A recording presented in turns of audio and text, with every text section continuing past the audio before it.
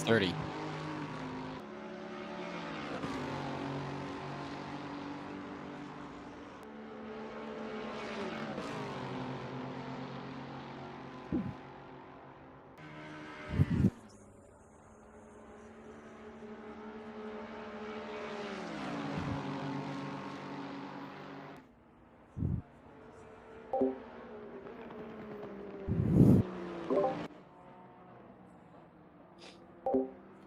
So kind of you.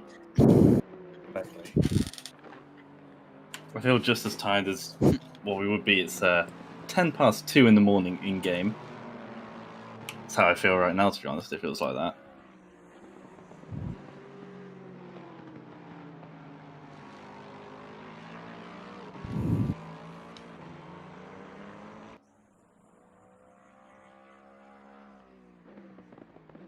Assume, Ethan, you'll be taking the honours of the driver's briefing today.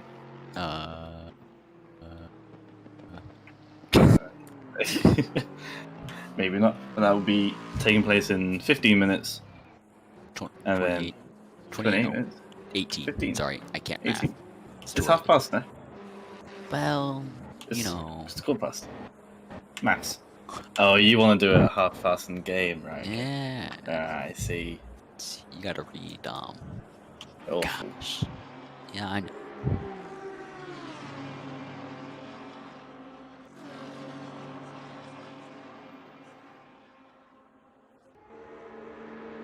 Oh. Just see you typed in the YouTube chat. Hello. Lol.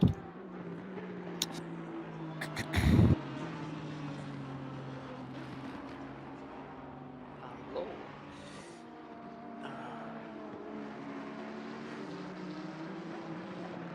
Da, da, da, da, da. I think we'll be waking up soon. Nice and early for you two over there, other side of the pond. It's like 1 for him. True. Oh, for Where's me, your excuse, Ramiro? 1 p.m. See? What is it over there, Dom? It's like 4? Yeah, quarter past 4. Ha ha ha. It's UTC now. Yeah.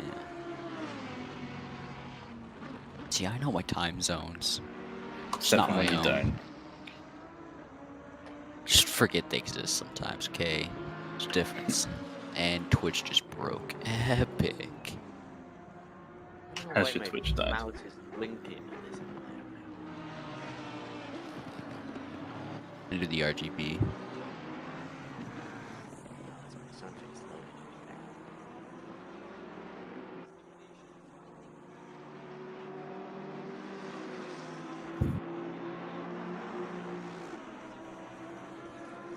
Wait, I just want to do this. You're gonna slap someone with ballast in his corner. Yeah. Take my cheer. The single cheer. Single cheer. Very kind, GRG. Outlaw 2020. You are now living in the past. Yep. I have 7. Yes. I have 7 more.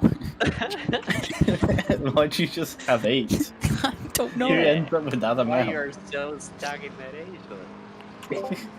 I didn't know they got rid of those, to be honest with you. Well, yeah, you get the bits from watching ads, right? And so like whenever you watch an ad, it gives you like Wait, you can do that? 8 to like 12 bits depending on how long the ad is. So that's probably how you had 8 was you watched an ad somewhere.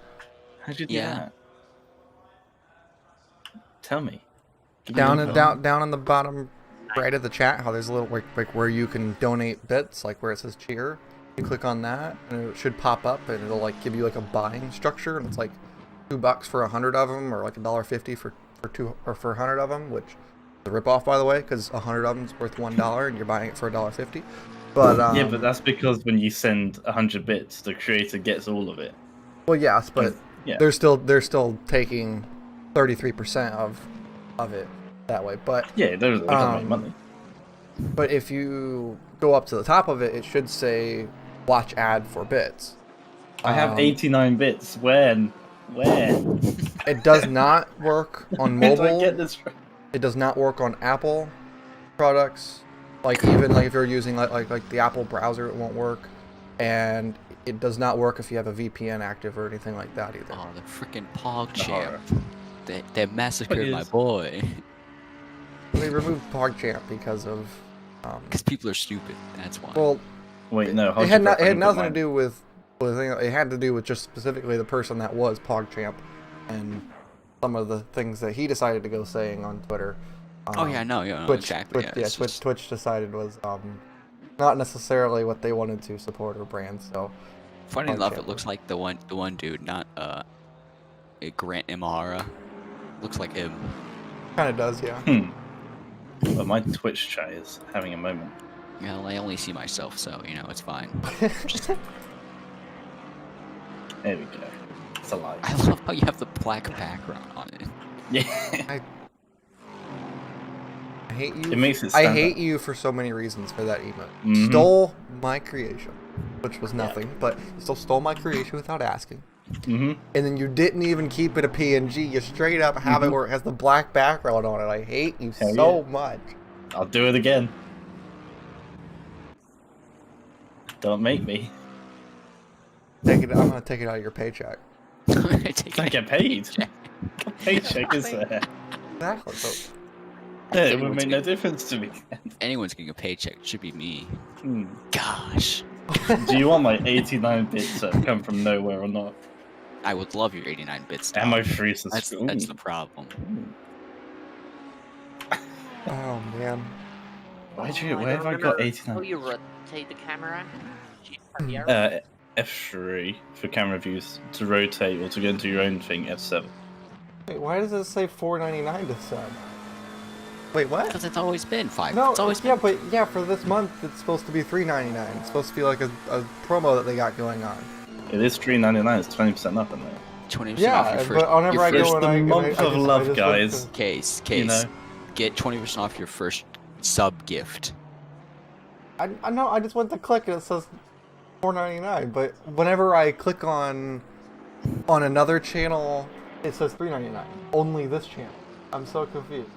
I wonder if it's because you're subbed already. Possibly. Yeah, so it could be a gift sub then. It may not work. You know, it's Valentine's Day tomorrow, so all y'all in the chat, you know, if you're feeling a bit in a loving mood, you want to gift out some subs. I say that completely unironically too.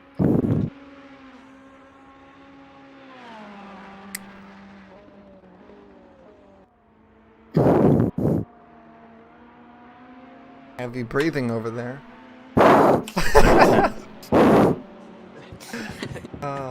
Apologies to those who wear headphones.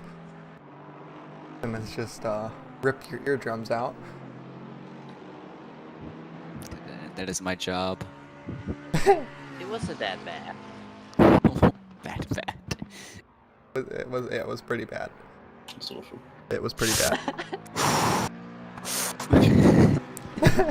I was trying. We are to be about nice. what 8 minutes now from the driver's briefing starting. So for those of you who are in the Twitch chat at the moment, do be sure to start grouping up in the driver's briefing channel.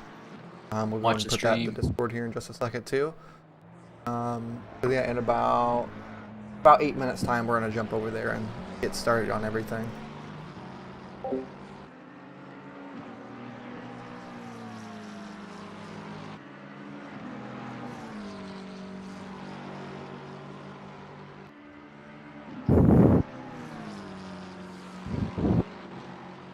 I wonder where the 31's at.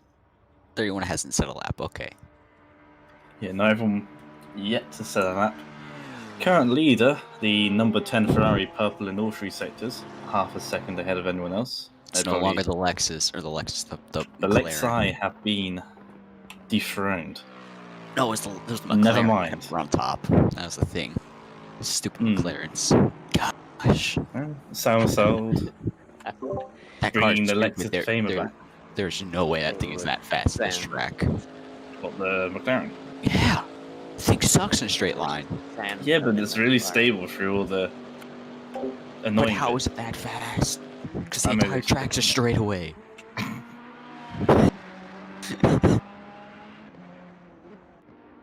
Change my mind.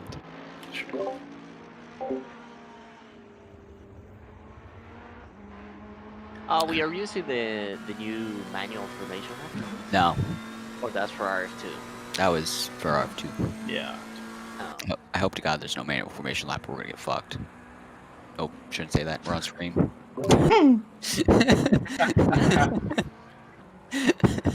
Dear me. Ethan forgets sometimes. Leave it to Ethan should just be permuted. That's Yeah. Well, to be fair, Basically, I'm gonna be kicking you over to the oh well, Stuart's room here in yeah. a minute, anyways. Yeah, you're gonna go in your own little I closet. will vibe wherever I please. Thank you very much. Oh man.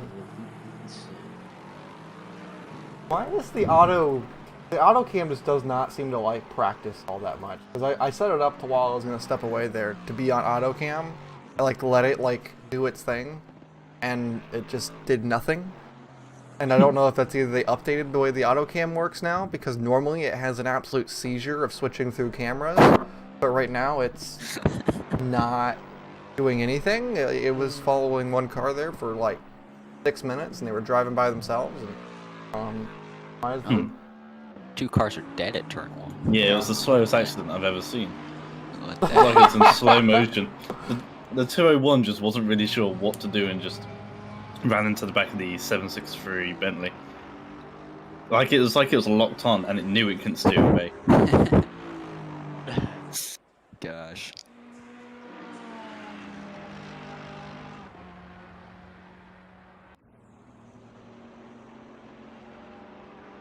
How many people we got? 22 viewers. Nice. It's too early for this, so. Yeah.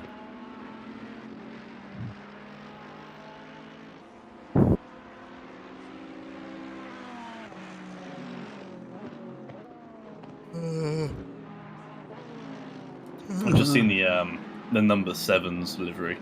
The Aston. Wait. Now I'm really DSRT. confused.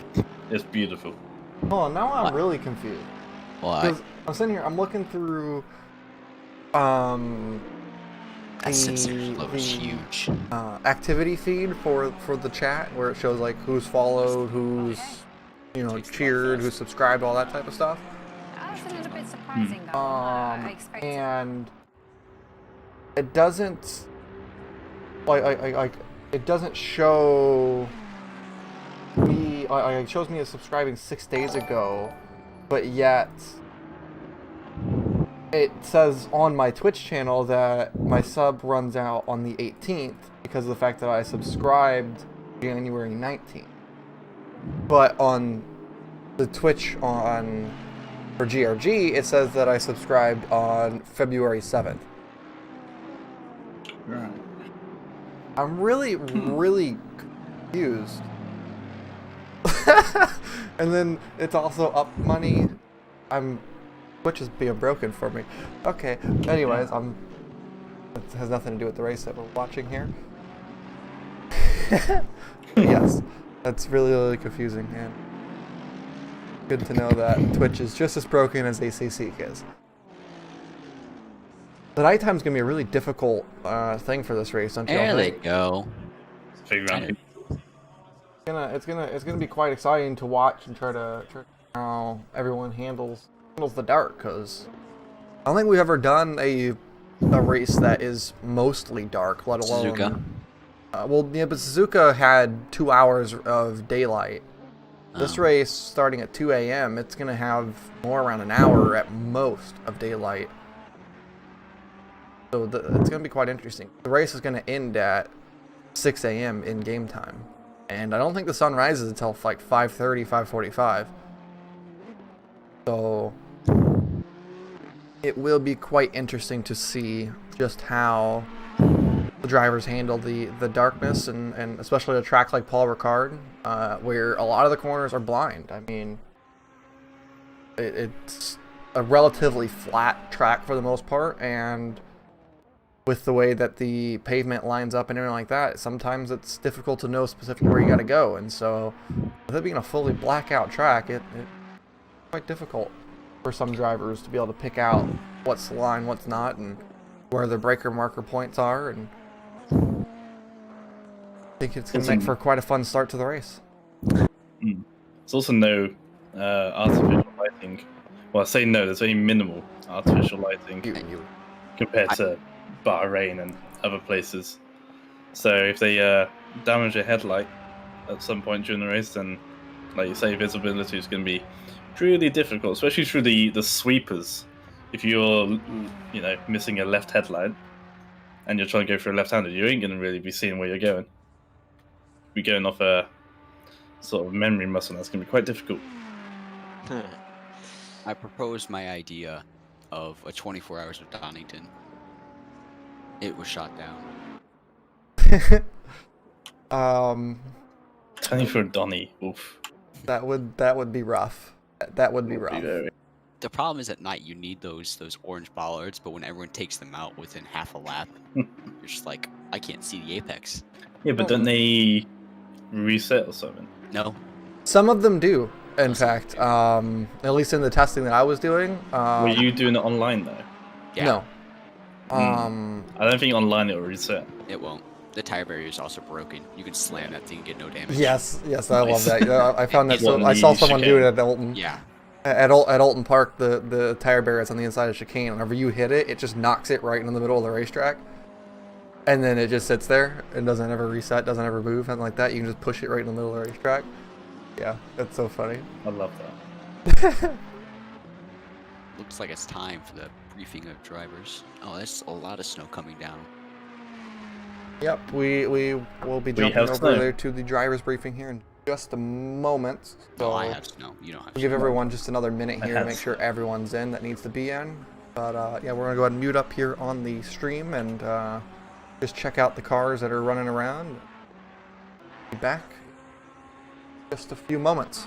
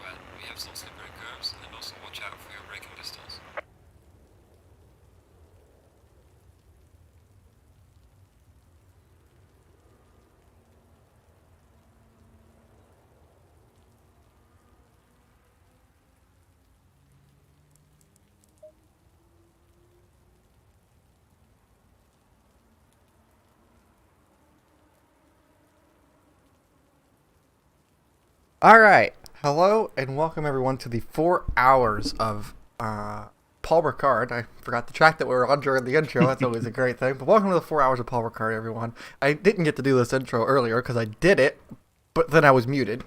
So we're going to redo this slightly here. Up front of the two Lexuses here. And it's a wet racetrack. So this is going to be a lot of fun. Hopefully everyone can get their headlights ticked on here once we get going. It's going to be a lot of fun. Dark, wet Paul Ricard. This is like going to be a ultra everyone hates it type of race right here. Seems like no one really likes Paul Ricard. No one really likes the rain, and no one ever does night racing. So it's going to be a combination of all three. It's going to be a lot of fun to watch right here. I'm really, really looking forward to this one. What about you, Dom? There's a lot of things I can imagine that I'd rather do than be driving this right now. It will be fun for sure. It's 2x2x2, two Lexi, or Lexuses, two McLarens, two Ferraris, which is actually quite interesting to see. We don't normally see that. But then in terms of conditions, I'm not happy for the drivers. I wouldn't like to be in their situation. But if we look at the top right in the weather forecast, half an hour, or in 10 minutes actually now, that's just switched. The rain does decrease a little bit, but depends whether or not that rain will stay throughout the duration of this race or if it will cease completely. Yeah, what was the phrasing you used during qualifying? I think it was the Noah's Ark effect. Yeah, and with the rain that we're getting right now, it's just coming in even more into effect with the Noah's Ark. Storybook is lighting up kind of perfect. If you look down the rest of the field, 11th and 12th, the number 10 and 815 are together. There's a triple Lexus, 15th, 16th, and 17th. Two McLarens followed by two Nissans. Something about this track that really separates the cars out into their defined characteristics, maybe. Yeah, it's definitely going to make it interesting here. And I mean, it could just be down to the way the teams practice and the way the teams work. And I mean, obviously, there's only so much you can do to the setups. And so maybe the two Lexuses up front made the same decisions. Maybe the two McLaren made the same decisions, and so on down the grid of what they thought was the better car to drive.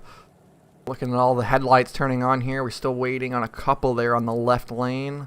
Actually, it's technically the right lane, but left from our point of view. There they go, kicking on their headlights, and the cars are rolling. Who all is hyped for the 4 hours Paul Ricard here in the chat? I see a few of you hanging out. Hopefully this is gonna be a fun one, gonna be a great race, and we can see some good running here by everyone. Yeah, hopefully that rain doesn't catch too many people out. I don't know how many people have been practicing. They knew that rain was on the schedule, more light rain than heavy rain, which is what we seem to have at the moment. Not quite thunderous, but not quite light either. So depending on how many have actually practiced for this condition, might shake the qualifying from last week up quite a substantial amount.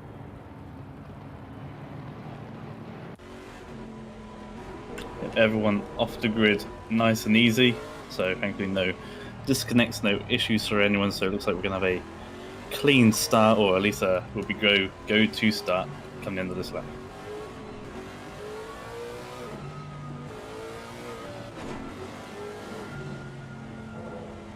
Yeah, as you mentioned with the cars that possibly didn't practice here, I wonder if this is going to help play into the drivers who ran a more high downforce setup around here. Of course, Paul Ricard's kind of one of those give and take because you have the high downforce sector 1 and sector 3, but you also have one of the longest straights in racing here down the back straightaway. I can't remember what it's called straightaway off the top of my head. The Mistral. The Mistral straight. Not the Mulsanne. And it is definitely one of the longest straights in racing and one of the longest straights in this game. I do believe that the Camel Straight at Spa would be the only one that would really rival it in length, or be longer than it in length. And so, definitely, it's gonna be interesting to see how that the cars were to factor in the downforce factor going into this race, or even if some drivers elected to adjust their downforce going into this. Of course, ACC does not allow on-the-fly tuning of the wings. I'm not sure if that's a particular ACO rule within the Intercontinental GT Championship that they don't allow for wing tuning, or if that's just I believe it's lost into Parc Fermé after qualifying. Okay, so yeah, so that would make sense then, because I do know though that that's like you should be able to change like throw a wrench in it and turn it, I would think, but yeah, again I don't. I mean, you can, but whether or not they'd be too happy, I think actually for British GT they do have some different rules. We always run I say we as like I partake in the championship. They have a warm up for each race event anyway after qualifying, and that's where their parc fermé comes into effect. But I believe it is different for IGTC and any other ACO championships like Blancpain or ex-Blancpain.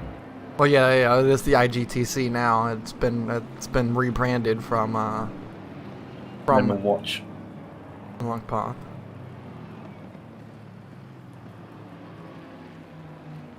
I've never actually seen a wing be changed during any of their races, to be honest, unless it's something that a team's never really thought to do or wanted to do.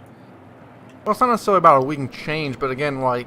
or just the adjustment of the angle, yeah. Yeah, if you just kind of just throw a wrench in it and it kind of turns, because it is actually a detail. It's on some of the cars. I think it's just Ferrari, 2 bolts, 1 ball. Yeah, it's a couple of bolts. Yeah, I think the Ferrari actually has that in the game, like it has it written down. But anyway, they're coming off the final corner. We'll get to that discussion in a little bit.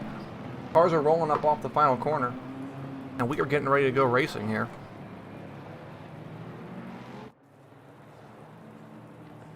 Waiting on the lights to go out. Jump up to a helicam here for the race start. Still red, and green lights. There they go. Cars are rolling. Not quite not quite bunched up on the back. They're already 3 wide on the 4th or 5th row back there. Down into turn 1. We're going to try to jump back here and see this 3-4 wide even towards the rear end of the field. There's been contact between the 2 Ferraris immediately, and that's actually yes, around goes a car. Stunt round.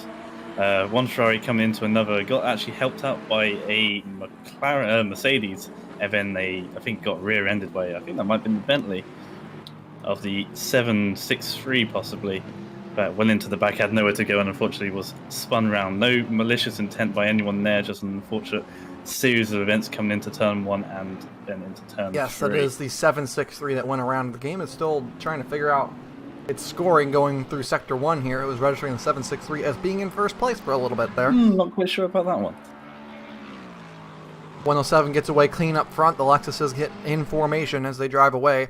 The 2 McLaren now following. What happened to the other Ferrari in which made contact up front?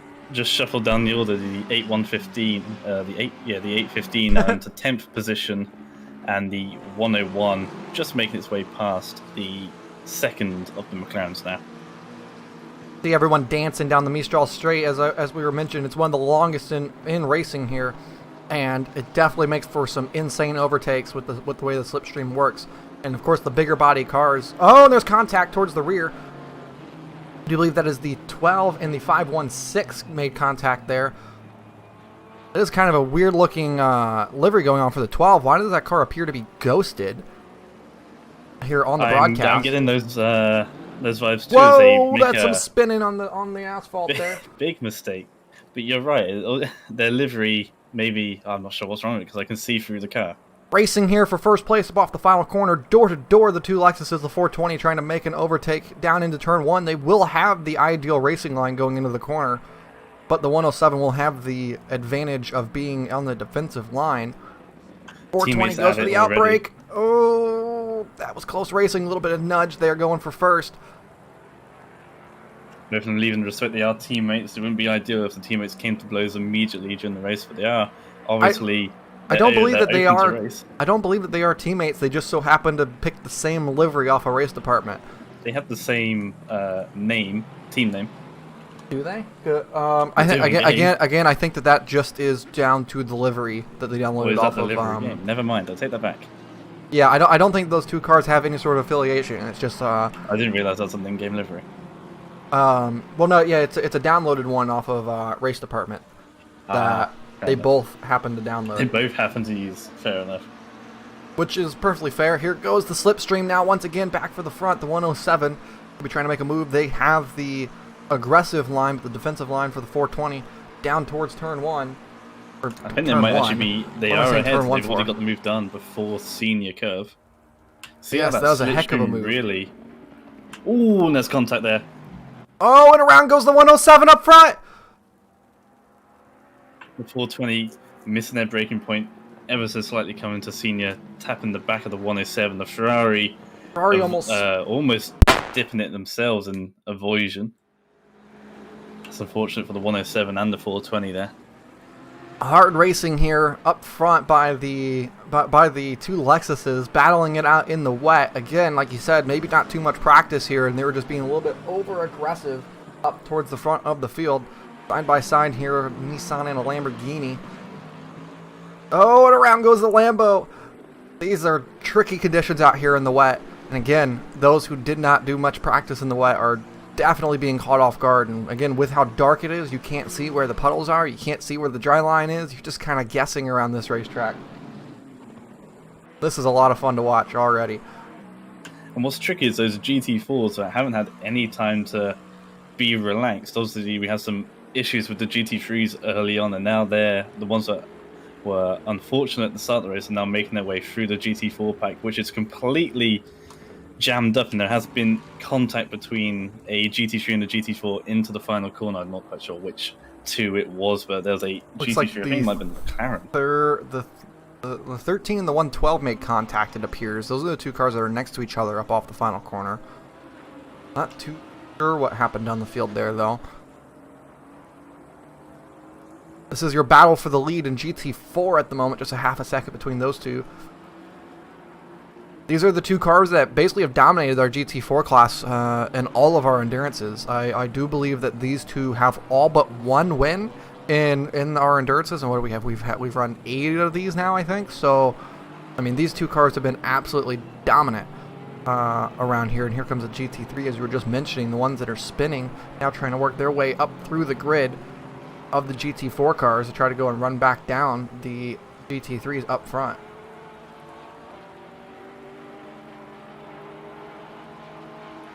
Wow, the overspeed there by the GT3 almost got them into the back of the 200Q car. The reflections of the brake lights on the wet racetrack is also fantastic. Certainly a pretty game is this one. And they do reflections quite well. And you see how much confident that second placed 200Q Mercedes is into Senior, getting a lot of distance to say. And you see coming into this next right-hander here, it seems they're much more confident on the brakes than that BMW that's currently leading the GT4 field. The 420 has gotten back through for the lead up front, getting back in front of the 515 Solus Racing McLaren. So after the incident there at the end of the straightaway, they've managed to recover and get their way back up to the front. 35 car appeared low off of the final corner. They almost looks like they went for another little spin there. It's fantastic racing already by these guys, and it's only been 7 minutes.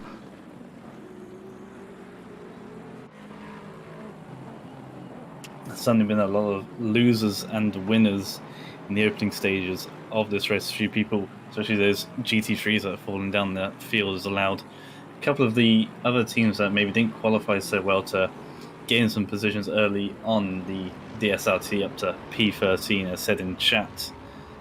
Certainly some big games from a few teams in the opening stages, just been able to stay out of trouble. That's going to be the key to this race, is going to be staying out of trouble. I mean, this is already a pretty tricky track on its normal stage, and now to be racing in the night and wet, it's just going to make it that much harder. One thing to note is that some drivers here do have a lot of practice at this track in the wet, notably the ones that are former GRG eSports or are GRG eSports drivers, because we did a 12 hours of Paul Ricard just a couple months ago, in which for the entirety of the night stint, it rained. It was something like 6.5 hours of downpour rain throughout the night, and I do believe that they were driving the Lexus, and one of those drivers is in the 107 Lexus at the moment. So I do believe that there's a car that's going to be confident in the wet here. It's going to be them. They have a lot of time practicing on a setup in the rain at night, so that might be one slight advantage, and they should have a setup for that car.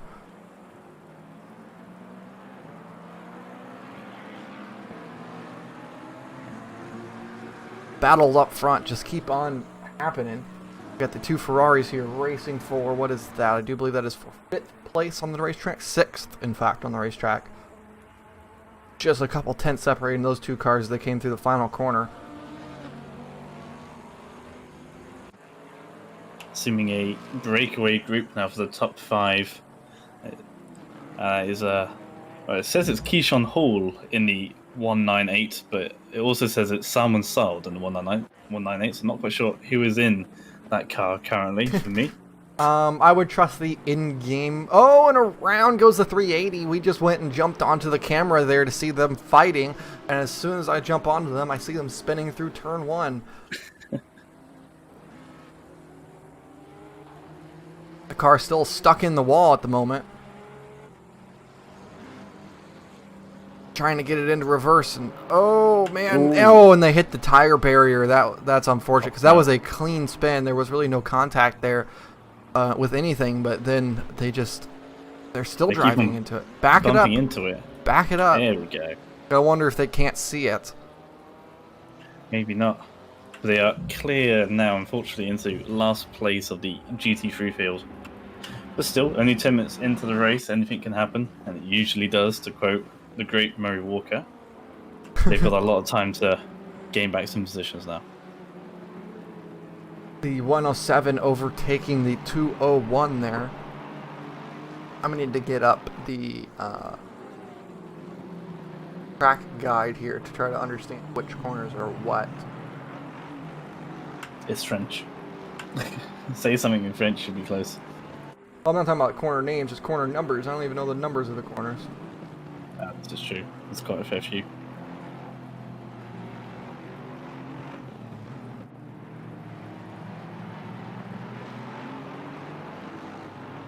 Alright, that should work. I should have that up now.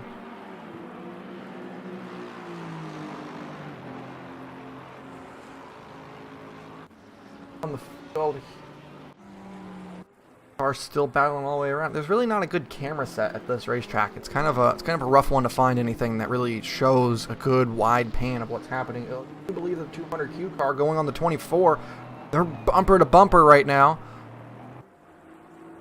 There was almost a little bit of contact, I do believe, based off of the track map anyways, if we do so wish to trust it.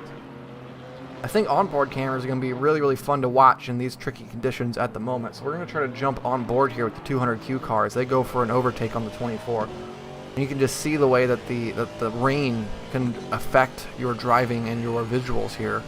Whenever you're following someone, the spray that they're going to be throwing up on you is just going to be enhancing that lack of ability to see.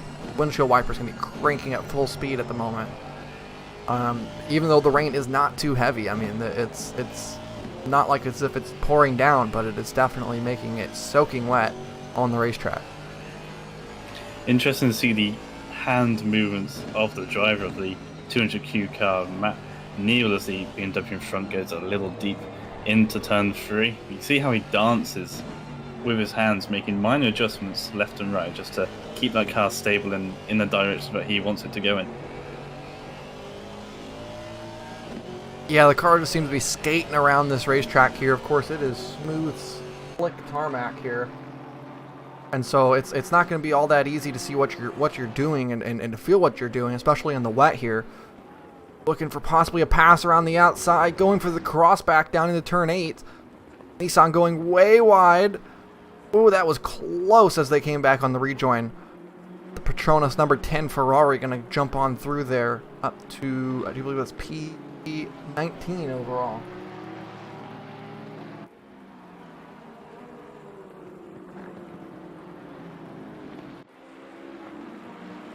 Up off the final corner, the 99 racing car with a slow exit. The 31 DSRT car going to be trying to push their way possibly down into turn 1 here. That's a good recovery for the 763 who's gotten themselves back up to P12 after that early spin. It's a nice job being able to get that car back into place and trying to go back after the battles. Well, yeah, they were effectively last in GT3 come the end of lap 1, so that's a excellent recovery, obviously aided by the misfortune of some others as well, but to get themselves back into the mid-pack already after 10-15 minutes is excellent recoveries. They actually make a move, I believe. Yes, they do. That Actually, was, no, a, they've du- just that was a been double passed. move there through, what is it? I do believe that is turn 4. No, turn 6, sorry. That was a, 5 and that was a 6, great yeah. double move through turn 6 because So- the 763 made a move on the NSIR Ferrari while simultaneously the DSRT Mercedes made a move on the 99 Racing Machine. Bentley hauling down the Michel Straight.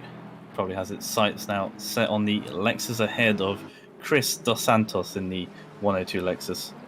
But yeah, good recovery drive so far after a 763 in these tricky conditions here.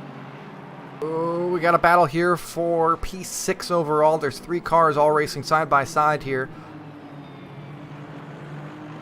Trying to work their way through. The 107 definitely seems to be the fastest of the 3 as they're trying to come back through the field after that early spin. However, the 101 and the Ferraris are going to be way better in the wet, especially after the recent patch that the game did release, which benefited mid-engine cars in wet conditions. So that is going to be interesting to note, and based off of all the practice sessions I've seen people do, the Ferrari benefited the most in the wet conditions. So that could explain why we're seeing all these mid-engine cars be able to push their way up towards the front here. Mike explained something about that McLaren as well. Second and third, also 23rd, but those that second and third placed McLarens not normally a car you see up the top of the field in most series, but good to see him there, and maybe that's also helped them out as well.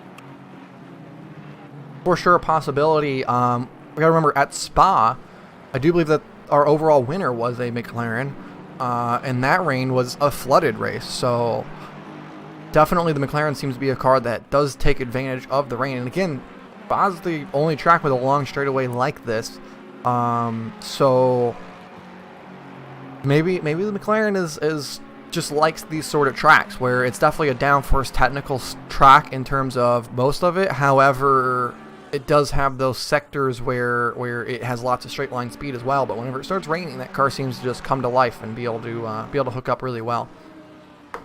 Starting to see our first lap traffic here.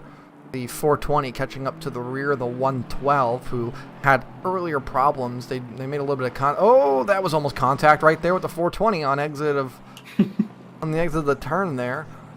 Almost sent them for a spin. It's a nice job by both of them to not initiate contact.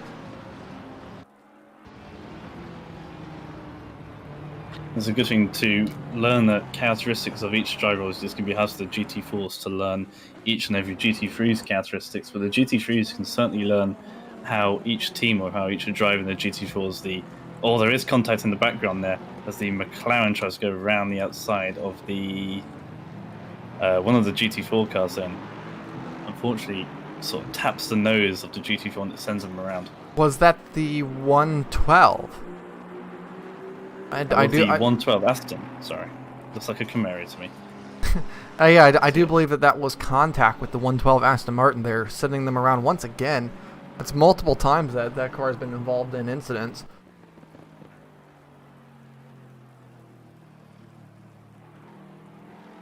And the 111 has been awarded a 30-second time penalty for avoidable contact on lap 1 at turn 2. That's the incident that did involve the 763 Bentley as well. A 30-second time penalty for the 111, who currently is running in P5. So that is definitely going to hurt them much. Of course, all lap 1 incidents are a 30-second time penalty, and definitely get judged very, very, very hard because it is lap 1 and we do not want to see anyone having their races removed that early. It's a tough one to take, certainly early on, but those are the rules and it's the same for everyone.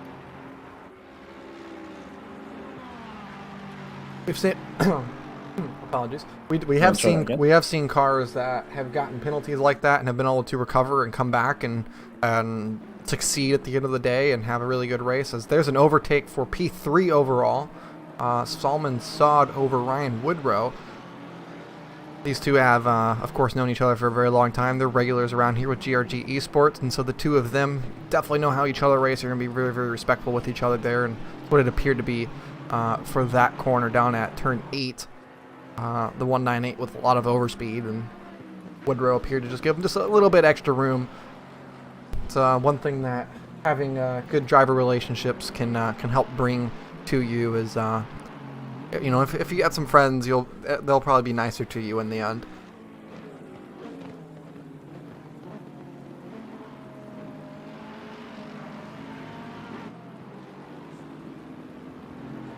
Looking in the chat, there's some in our endurance chats, a couple of reports coming in, but not all our stewards can see. Obviously there are eyes in the sky as well as us, but they obviously can't capture everything that's going on track. There are 30 cars out there. It'd be hard to keep an eye on them all. So a few people coming in with a few claims of their own, something between the 515 and the lapped GT4, which is what we saw. Yeah, I do believe that's the one that you caught up off the final corner with the 112 Aston Martin there, where there was contact on the exit. A drive-through penalty for the 516 for avoidable contact on lap 1 with the 12. I wonder if that is going to be considered egregious contact, because I do believe that is in class. So that is egregious contact on lap 1. Is the way that's going to be awarded, and that's why that would be a drive-through penalty versus just 30 seconds.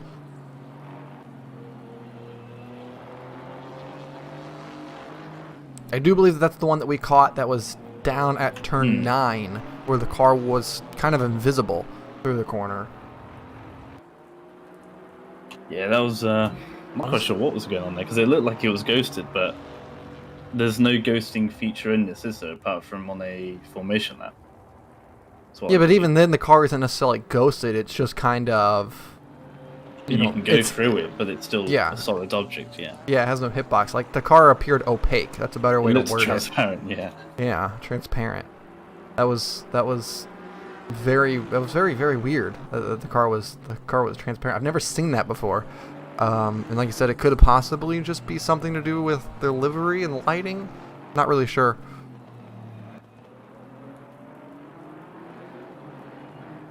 Yeah, maybe something to do with their skin pack. It almost looked like they left the wireframe on, almost, on their skin pack.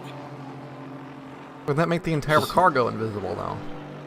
Yeah, exactly. It just looked wrong, to be honest. Battle here for P1 in the GT4 classification. Normally you'd never really get a good battle in GT4. Normally they kind of separate after some time.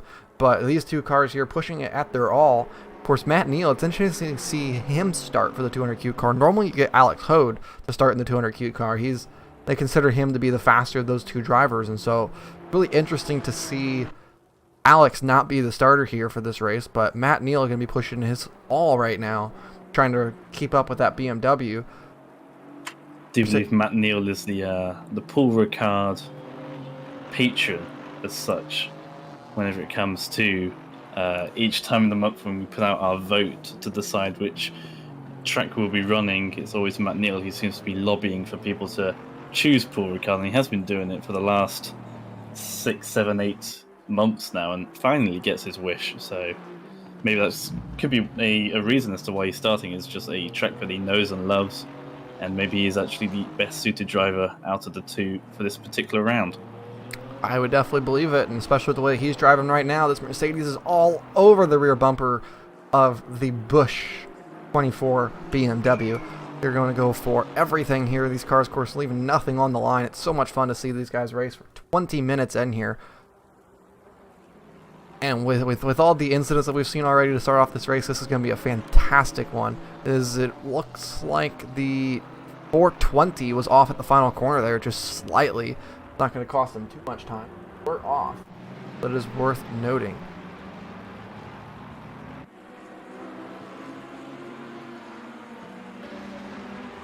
The 412 Lamborghini dropping down the field once again. That's another overtake. No, it is not. Actually, it was an overtake by the 101. Jumped themselves up to P5 from P6 there, and now they're going to be looking on the back of the 412 as they're coming around the 666 Camaro and GT4. Lap traffic getting in the way in Sector 1 here. Oh, and there's contact. Just a little bit of door checking. Not quite sure what happened there between those two. We got 4 cars in a train here battling for P4 overall. Yeah, it looked like the GT4 wanted to go and take its line, not realizing there was also a Ferrari on the inside, so seems like it was self-inflicted there. Don't think there's any damage done to either car though, thankfully.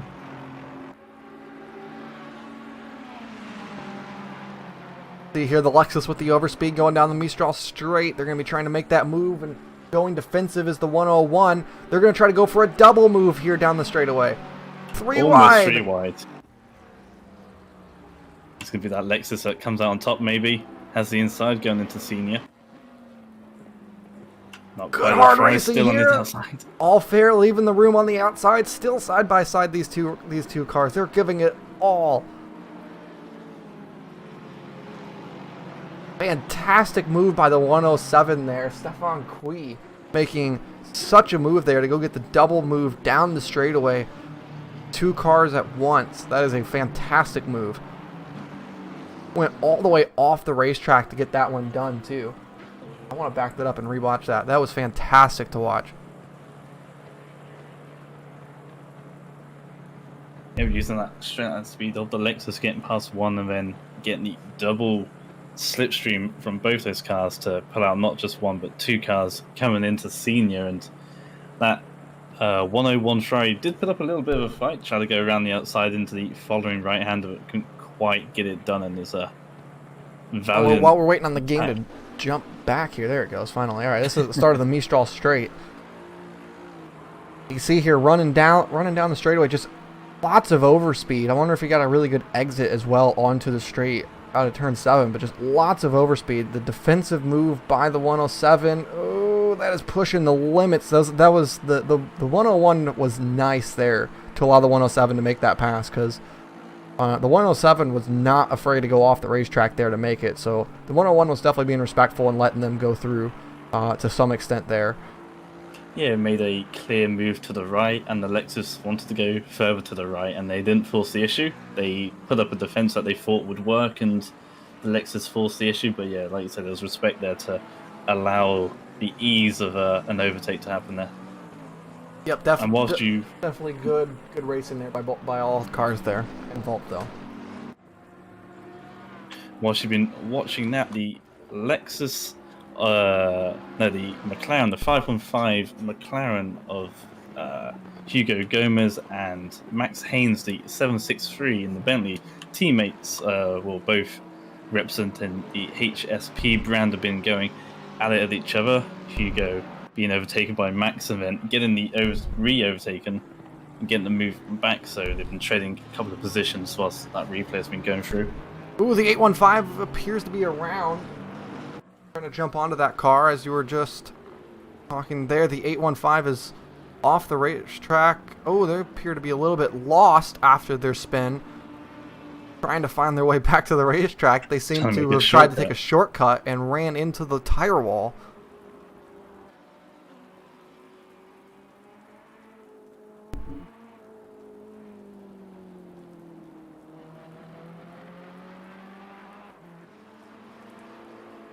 Couple more penalties coming in, so there's a 15-second time penalty for the 420 lap 2 turn 8, so that'll be going into the senior curve. So I do believe that was the contact with the 107, yes? Yes, with the 107, and that'll be a... Oh, that's a big compromised exit, not to try to interrupt you, but that's a compromised exit for the 24 as the 420 was coming through. I do believe that was turn 6. They definitely had a lack of straight line speed here, but let's see, they're going to be going for the swerve. Nothing quite there for the 200Q to be able to get into attacking range just quite yet. The 815 on pit lane obviously going to be repairing damage.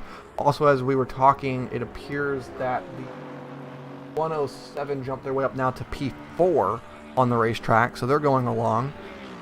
And to the outside, maybe, the 200Q car coming into senior. Had a look.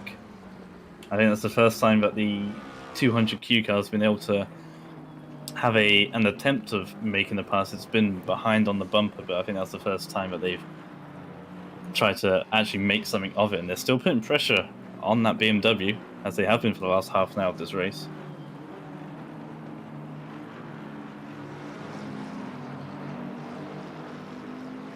There's a car off track here in Sector 3. Did not manage to get it back together. I do believe that was the 111 Ferrari who went off track, so that's going to promote everyone up a couple positions there as they fall down to P10 on the racetrack now from P7. The 380 is around at turn 5.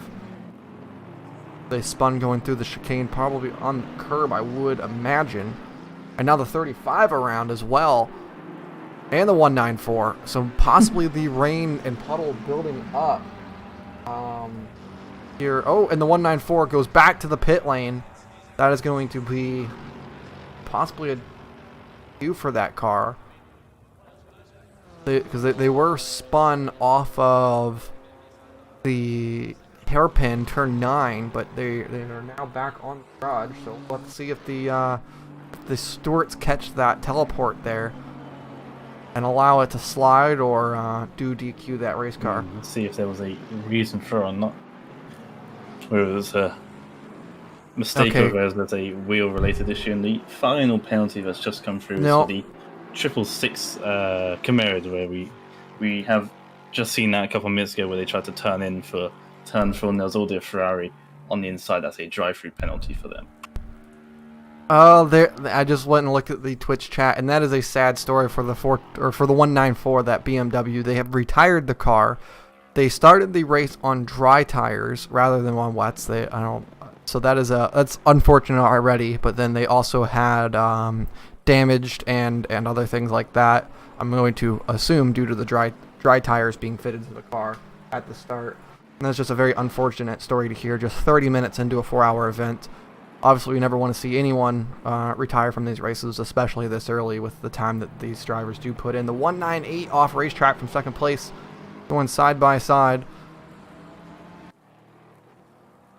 For second now, there's 3 cars in a line. The 107 trying to make their charge back up through the field. As you mentioned, the 420 with, let's see, what was that pit stop? With the penalty, they had 15 seconds. The 107 got a warning. Yeah, the 107 got a warning for not holding their brakes, and then we had the 666 get a drive-through penalty for avoidable contact on lap 2, and then a warning of an illegal overtake for the 22. So nothing too bad here for anyone. However, that 15-second penalty up front, they only have a 10-second gap. So if they elect to serve that during their next pit stop here in about 35 minutes or so, they might drop their way back. So these cars that are currently battling for P3 as the 107 goes through for P3. Speaking, these cars that are GT3, moves in GT4 as well. There's a change to the lead in GT4. Matt Neal making their way past the BMW after half an hour trying. I think there might have been a bit of a mistake or a bit of an issue forced for the BMW, possibly whilst being lapped by GT3s, might have forced them off the line. And that Mercedes has now been able to slip through into the lead. Yeah, I wish that we could have caught that on the camera there, but definitely a change in overall, or in the lead there. But also the 815. Oh my goodness, they're going 3 wide down the back straightaway. That was a crazy move right there. I do believe there's 31 going for it, as the 815, who, due to the damage, have found their way down the field for position though. They were behind the leader in GT4, so that damage really hurts them. But yes, the 200Q car coming their way through, now leading GT4.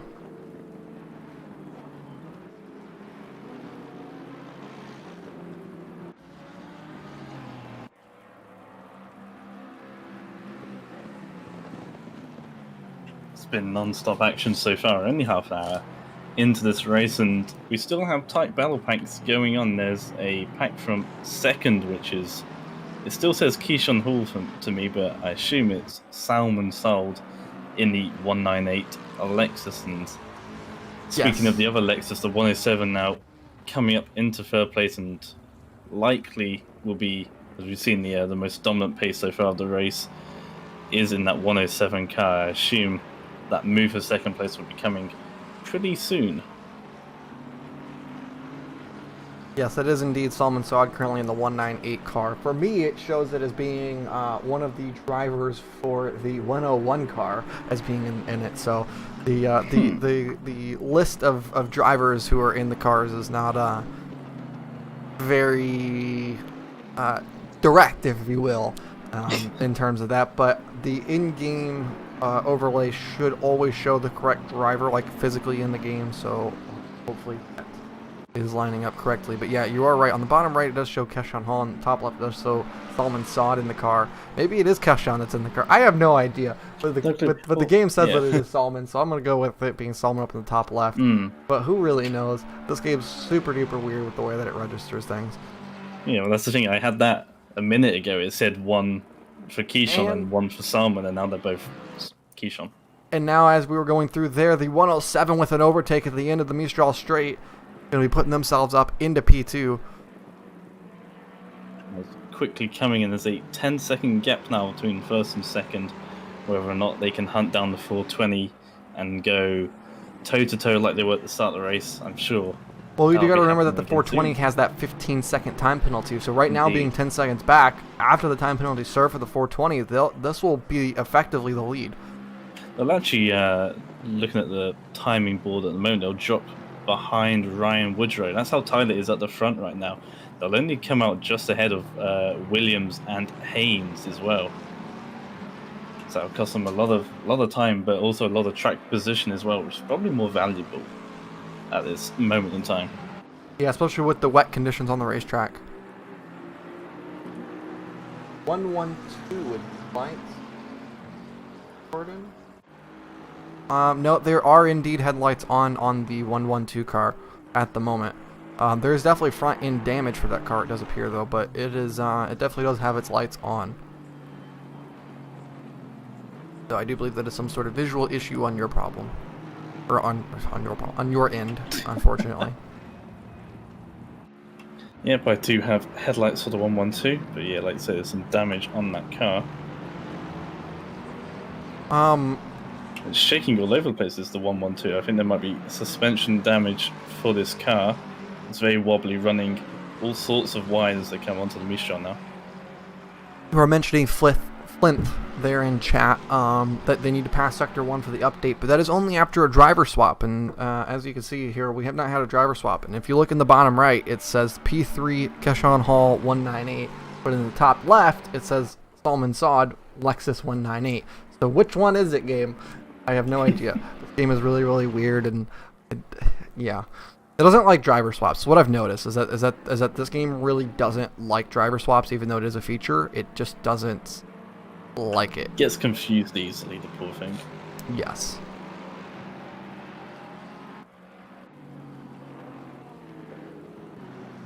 Very, very, very confused. Ooh, possibly a pass here for P10. This fight going on really hard, but also the 111 here does have that 30-second penalty, so how hard do you fight for this position if you are the 31 car?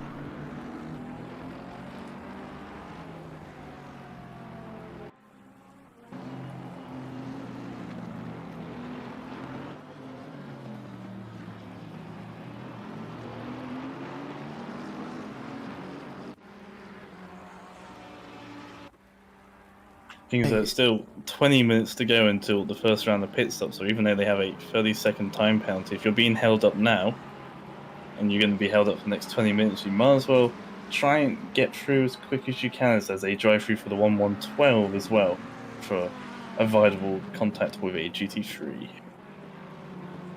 The 420 is appealing their 15-second penalty at the moment, which is why you haven't seen it awarded yet on the timing and scoring board, purely because of the fact that they're currently under review on whether there was actually contact between those two cars and whether the contact, if there was any, would have caused the spin, or if it was purely just because the 107 was offline. So the 420 could get away with this one here. Not necessarily get away, that makes it sound like they're guilty, but could get off with no penalties here, and might actually be able to have that full 10-second lead. that they currently are holding. Back down the field here, the 201 and the 763. The 201 does, I think, just jump the 763 for position.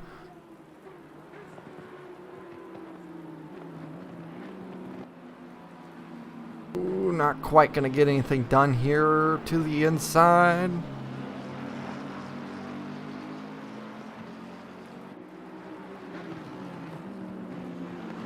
I love watching all these cars racing for position here. As you were mentioning, there are two teammates here, the 763 and the 515, that are currently in P8 and P9. And again, you know, how hard do you fight your teammate for a position? If they're holding you up, obviously you want to get through, but at the same time, they are your teammate, and you don't want to be forcing an issue, especially in these tricky, wet conditions. They are coming up to the back of Michael Williams as well, so the 515 may think they're quicker than their teammate, but it could be that they're actually just being held up by the 201 Aston. So they need to be patient and at least let the 763 to have an attempt of getting past that 201, and if not, maybe they might induce some team orders. I'm not quite sure what's going on in their specific VC right now, but we'll see if they're allowed to race as their own or if they will be looking for team orders. But coming into turn 4 now, the 722 McLaren to the inside of Salmon Sold, who we think is driving, taking third place away from that Lexus. I'm actually going to go with the fact that it's Keshawn Hall in the car at the moment, because I think it's the one that's in the bottom right that is correct. I think that is the way that it works, is that the one's on the bottom right is the one that updates. The one on the top left gets... I don't know, it's confusing me, because I would think that for the first stint it would always be correct, right? I've never seen it be off for the first stint. At the end of the race I can kind of understand it because you've done multiple driver swaps and the game can get confused that way. But this is the start of the race. It's the same car that started the race.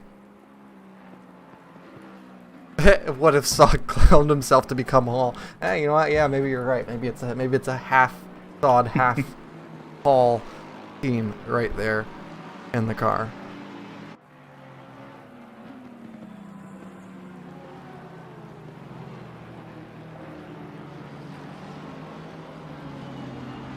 .763 certainly putting a bit of pressure now on that Aston Martin ahead of it in the 7th place in GT3. Seems the gaps have come out a little bit between the two teammates now. 1.2 separating the Bentley to the McLaren. But that Bentley, after being not exactly spun around, but driving into the back of a very slow Mercedes out turn 2 on the opening lap, already up to P8. So yeah, really good recovery drive for these guys. And it looks like they're going strong, setting a 202 dead, which is pretty competitive actually. So matching the top front runners as well. The 107 here is pulled away once they got up to P2. There's now a 2.5 second gap between them and the 722, but of course they really haven't closed the gap up front to the 420 Lexus, so those two cars are running quite similar at the moment. Alright, I just got a message saying that it is indeed Salman in the car. I just got that. Okay, it is indeed Salman in the 198 car. Confusion. Confusion indeed.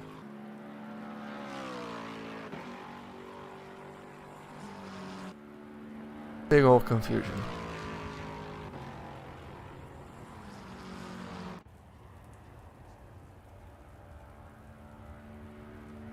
What we have going on down the field at the moment, I do believe that the 24 got back through on the 200 once again.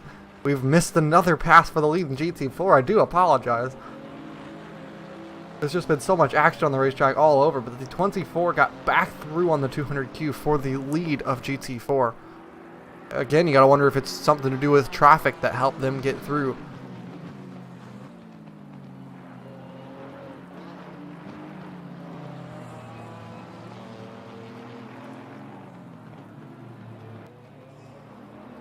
That Beer coming strong for that BMW run. I believe it's Beer Junior driving at the moment, and Senior will be taking over in the next stint. Obviously, we don't get a driver name because it's an in-house swap as opposed to an online swap.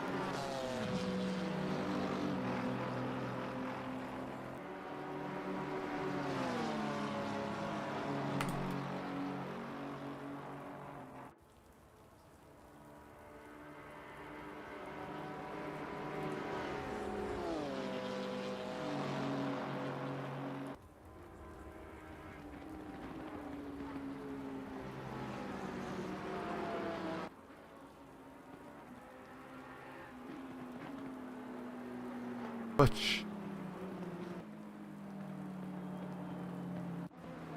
Just looking at the number 7 Aston Martin, the COVID survivors, and the front of their car is a huge surgical mask and 2 faces, which are, I assume, are the faces of the 2 drivers of that car covered behind the mask. It's a pretty good livery. You should check it out when you can. It looks good. for 7. The number 7 Aston, yes, GT4. That car right quick, and yes, oh wow, you can see that. Let me get F7 cam here. Try to get a nice clear picture of it. See if we can catch you under the lights here on the front straightaway. And then if you look down the side, you can also see the white pinstripe is supposed to be the mask going over the ears. All the way down around the back of the car and wrapping around, so definitely appreciate the lore of the livery. And on the roof it has the Corona beer logo as well on it with the crown. So I can definitely appreciate the comedy that comes with that, but also the message in which it's sending as well of be sure to wear your guys' mask. It definitely helps a lot, and even recent studies say that wearing as many masks as you physically can is always going to be better as well. So.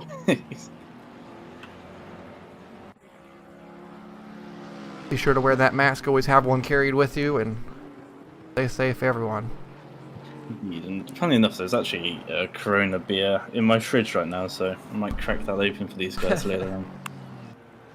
I remember whenever all this started, around here, literally, they were having to run insane sales on Corona beer because people wouldn't buy it because they were afraid of it. If you want something more American, then that just sums your country up. Yeah, they would, everywhere would have insane stock of Corona, and it wasn't selling at all. Off goes the 10 car. Like a snap of oversteer coming through senior to end up that far away from the racing line. For sure had to be something interesting there that sent them well off the racetrack. It was a quick recovery though too, no contact with the wall or anything, so that's all right. We got the Q car appearing to be back on an attack on the 24. Back bumper to bumper.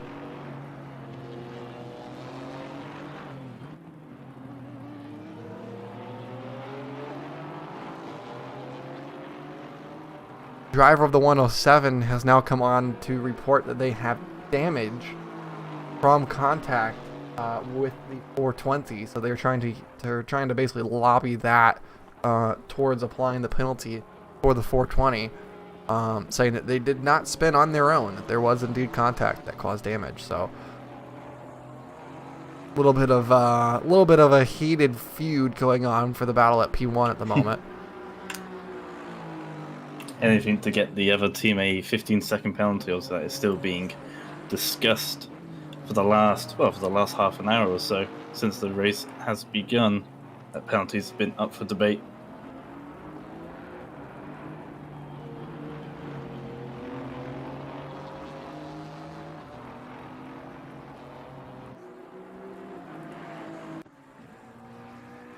I'm clicking on the wrong car. Whenever I go to click on the 516, because they've been in a battle with the 22 Nissan for quite a few laps. Every time I go to click on them, I always click on the 515 first. I don't know why. I just read 51. I'm like, okay, it's that car, and then 2 cars that are right, like they have the same number. It's like, God dang it, pick different numbers.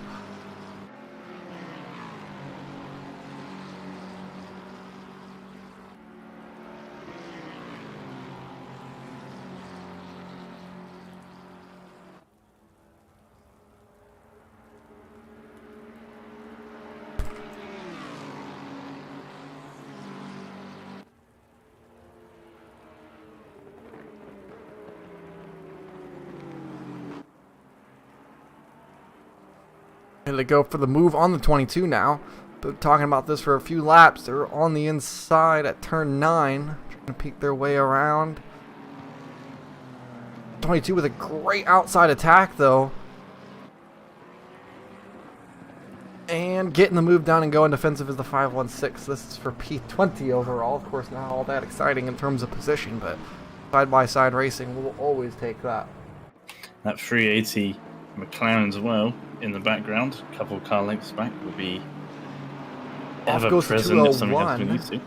There's a change for P6 there as the 201 runs wide at P9, but now they're going to be back on the attack on the 412 Lamborghini.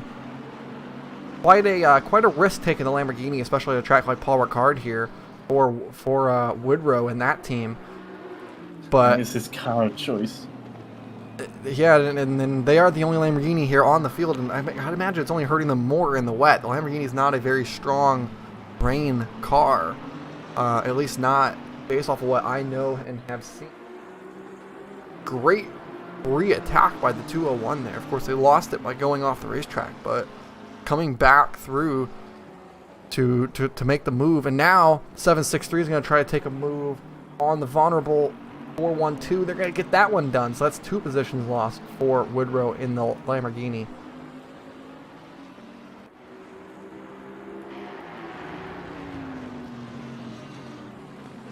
Do we not have a 69 car? No, we always do. Must not have. They must not have made it this time. The 69. Well, we have a 420, so at least we have the other side. We got 420 and 666, so close enough. All right. The devil comes out tonight. I mean, Devil's definitely making it rain at the moment. And there's a stop and go for 10 seconds for the 194. Contact caused by not holding their brakes, so that's unfortunate for them. They are currently somewhere on track. The 194. All right, that is the car that had to retire. But of course, we still do have to award the penalties with the penalty points for the drivers and such. So it was a very unfortunate start to their race. That was the car that started on the dry tires by mistake. I wish that there was a way to kind of force it to be wet in the event that it's raining. It's an unfortunate thing to have happen, especially with lots of preparation and time going into these races, and then to have with just minutes into the race to have to have it cause a wreck is just unfortunate.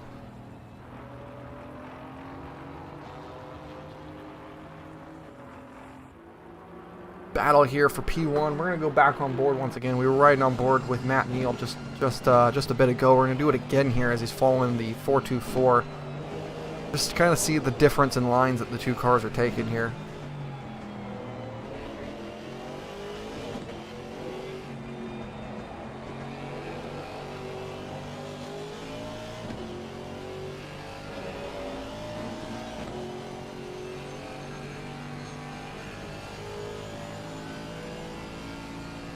And going down the straights, you just see the 24 swerving, just trying to keep the Mercedes out of that slipstream as best as they can. It's fully legal. It's so much fun to watch.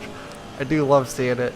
It's kind of sportsmanship and just them kind of having some fun, but at the same time, it does make a difference, especially around the straight like this. But it also hurts you at the same time. The more you swerve and the more you're zigzagging, the more it hurts you as well. So it's a give and take. You got to do it very smart and very precise. And as you mentioned there, down at the end of the Mistral at turn 8, Mercedes gets through there super smooth compared to the BMW. I think the BMW is definitely carrying down the straight line speed though. However, I think that it might be a high downforce setup possibly for this Mercedes, the 200Q car.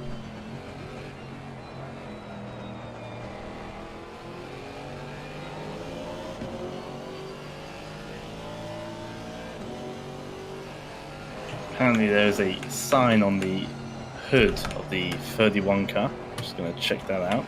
I think that it's the dish in which the car is named after. I think that it's some sort of German like dessert bread, I think. I don't know in particular. I'm just kind of guessing based off of the name. Because the whole car kind of has that look to it of like being a big chunk of bread. Oh, and through comes a GT3 a little bit of aggressively there at turn 2.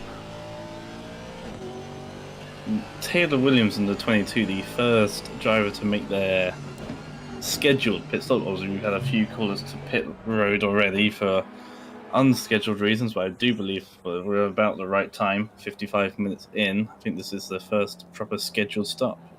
Maybe a tad early, but it would seem about right. It doesn't look like there's any damage on that car. Definitely early. However, it could be them trying to play into the hands of the weather because they see in 30 minutes that the rain's going to go down. So they might be trying to play the hands of the weather to try to be the first car onto the dry tires on a scheduled stop, right? You know, be fully scheduled and be the first car on the dry tires, and possibly just their car is not really liking the wets either, so that could be playing into their hands as well. I mean, if your car doesn't like the wets, then it's going to burn through them faster.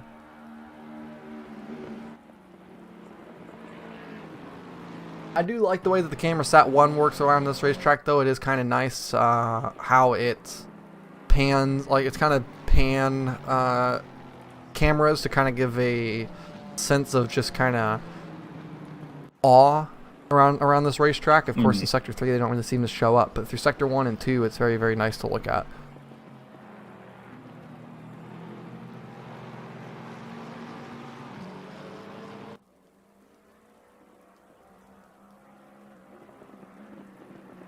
The 555 now on the pit road as well.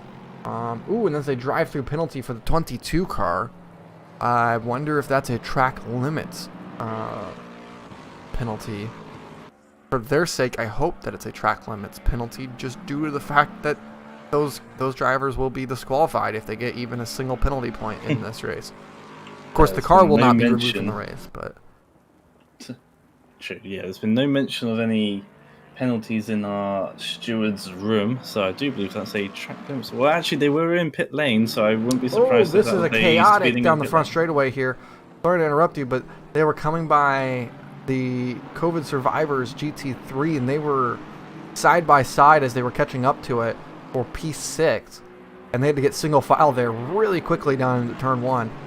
There was 4 cars all trying to fit into 2 spots, and that was almost really, really awkward. Nice job by everyone getting through that. Yeah, there's a lot of cars just in Sector 1 at the moment. Big group of them. For whatever reason, a lot of them GT3s, and they're working their way through the GT4s once again, but everyone really occupying the same area of space at the moment. The gap for the lead's now down to just 5 seconds, while the 107's also pulled out an additional 1.5 seconds over the 3rd place car. So both the 420 slowing down and the 107 speeding up, and there it is officially. The penalty to the 420 has been handed out, so it was officially deemed that they did make contact with the 107, causing that spin. But if it was very, very slight contact, it doesn't take much, especially in these tricky conditions. At the end of the Mistral Straight, I mean, it's already a fast corner. Your car's already upset. It doesn't take much to send it around. There's the 200Q car losing a lot of time through the lap traffic right there. That's going to bridge about a 4-second gap now for the lead of the GT4 class.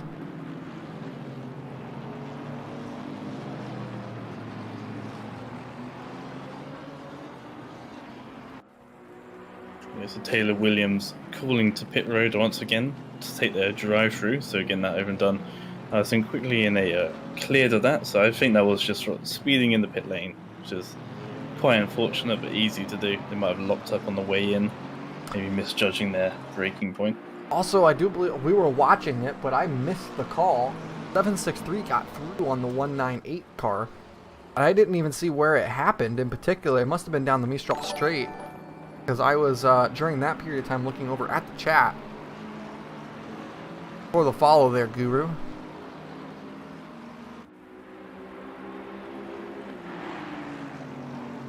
Yep, and exactly. P1 has 15 seconds added to their next stop for a incident on lap 1 or lap 2 coming into turn 8, the right-hander after the Mistral Straight. Looks like all the DSRT guys are coming through with the follow. Thank you to y'all. Dropping by, dropping the follows. Everyone is much appreciated. Of course, every little bit of sharing this stream is also much appreciated. Posting it to your Twitters, your Discords, and anywhere that you do wish, Reddit and so on. Definitely much appreciated in getting the name out there for us. It helps make our races bigger and better every single time around, and obviously makes it more entertaining here on the live streams for you all. The more people we have, the more entertaining, the more fun, the more that everyone gets to race. Gonna jump to the onboard cam here of the Bentley. Of course, the unique thing of the Bentley is that it is right-hand drive. It's the only car in the game that is right-hand drive. One of the things that make me personally adore it in this game. I don't know why, I just much prefer right-hand drive to left-hand drive in the race cars. It's an interesting take. Considering you drive on the wrong side of the road. Well, I mean, I don't necessarily drive in real life due to my eyesight, so... Oh, fair enough.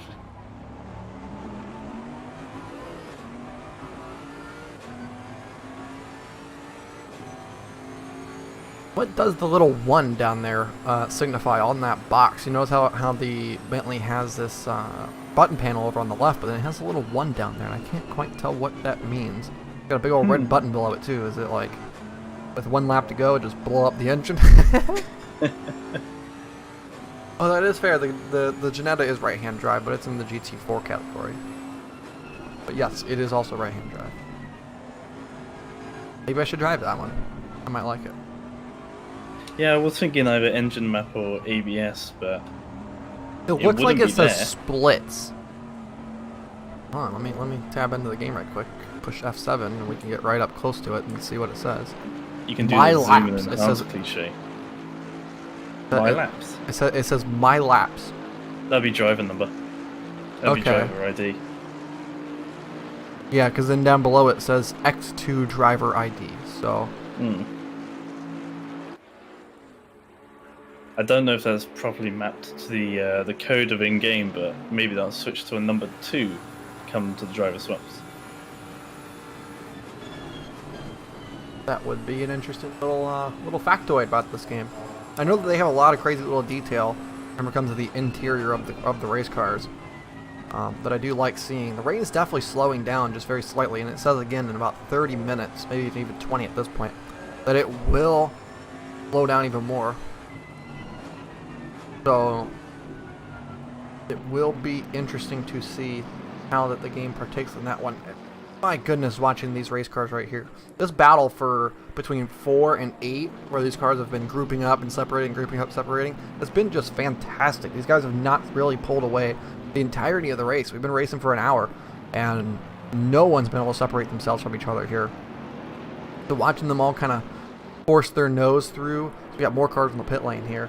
The 107's in. They're going to be trying to repair that damage, I imagine, as well as the 198 Lexus. So it's interesting to see them pitting so early.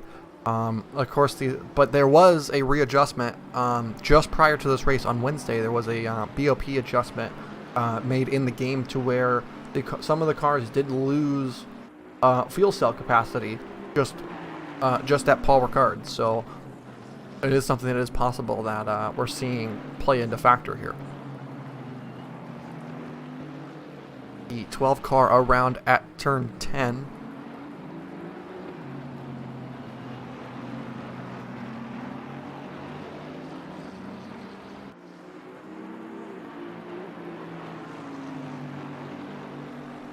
Yeah, good amount of coolers enter pit road. Time's happening, we're just past the hour mark. So you can always go a little bit longer when it's raining because you spend less time at full throttle. Shortly help them out come the end of the race. They have a bit of extra time in the bank so they don't have to make a splash and dash or anything like that. Definitely, I think that your goal is always going to be to make it at least an hour on a stint. Bringing your way through to just shy of an hour is going to end up biting you at the end of the race, I feel. As the 201 once again going way wide off the racetrack at turn 9. The car really seeming to struggle to get settled down there. That's the weak spot for that car is turn 9. It's fast everywhere else, but the 201 just cannot get it stopped going down into turn 9.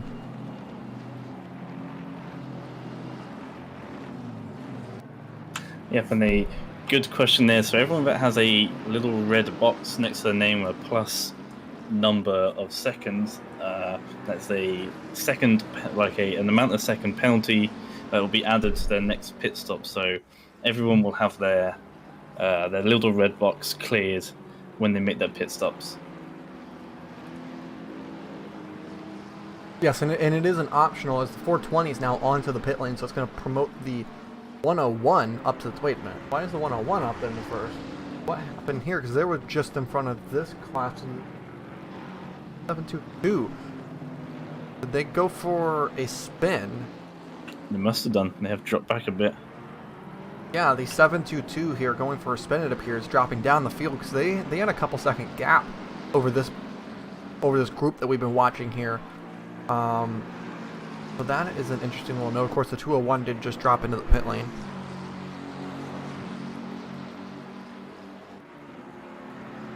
They're going to be trying to work their way back up the field. This is going to allow possibly for the teammates to now race each other for P3 on the racetrack, which is going to be P6 after the pit cycles filter through. There they go, side by side down towards turn 8. They're going to go ahead and get that. Of course, teammates going to be kind to each other and let each other slide through. It was a big slide for the Nissan. And there's contact coming into turn 8 there between the Nissan GTR and the 5.5 HSP McLaren. Big contact. There's mini cars going off the racetrack there too. Robin in the 31 looking to join the fun that's happening off track there. Wow, that was crazy. That was almost a disastrous incident there for the 31 as they went sliding off the racetrack trying to avoid these two cars. Now, that is a lap down car. What was it? It was the 31, was it? Or was it the 31 of Ryan Oosting was the last to join, but it was the 515 McLaren and the Nissan GTR. Oh, I said it's the 22 car. The 22. Let's see here, around the outside going the 515. I mean, it seemed like the 22 missed their braking mark and ran into the door of the 515. And yeah, seems like it was its own separate incident there for the 31. They weren't necessarily trying to avoid anything. They just slid right through to not have contact. That is definitely an unfortunate incident there across the board for everyone. Yeah, it's tricky. As the cars come towards the end of their stints, tyres are not at their optimal whatsoever, so it makes it a lot easier to make mistakes, especially in these ever-changing conditions. So I think one person there was just able to set up a catalyst for a little small, brief panic moment for a couple of drivers in that area.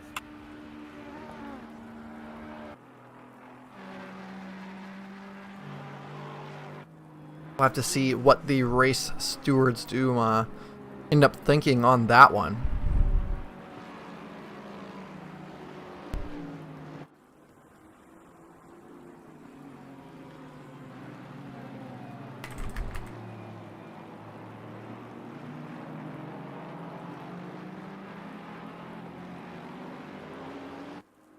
Going back to those GT4s, the battle is sort of subdued a little bit, a gap of 3 seconds between P1 and P2 in the GT4s.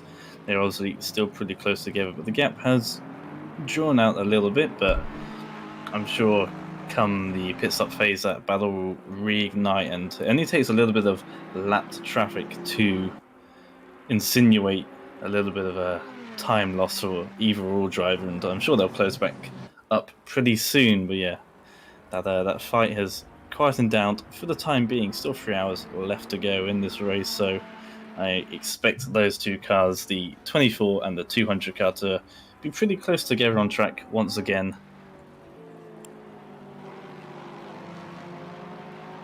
Welcome into the chat there, Chris. I do believe that you were the driver in the 420 there for that first stint, if I am correct. Welcome in. That was an eventful there, little first stint for y'all. Indeed, and unfortunately for the 22, there was a drive-through penalty, which does mean 2 penalty points awarded to Williams. Yep, that will, in the end, probably result in some sort of, some sort of thing. Which, actually, wait, that is lap 17, turn 9. That is not even that incident. That is a prior incident. So that's 2 penalty points to Williams, plus now an additional 2, probably, for that incident. We'll have to see what the race starts do decide. Yeah, so that's 2 separate incidents that the car 22 has now been involved in.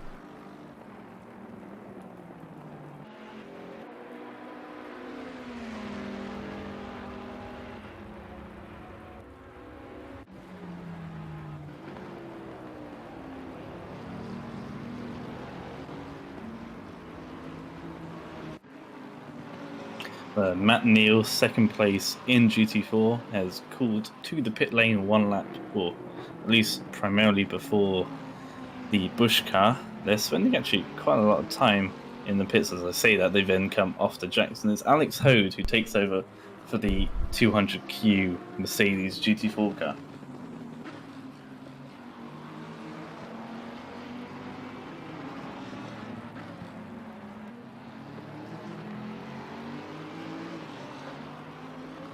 I have just realized that our little rotating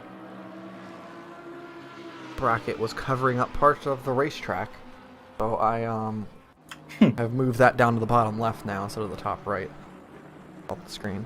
For whatever reason, I guess that they've slightly moved where the track map does appear, because beforehand it was kind of down on the bottom on the right side. Now it's towards the top, at least in this current track. So I'll put our little scrolling banner down the bottom left.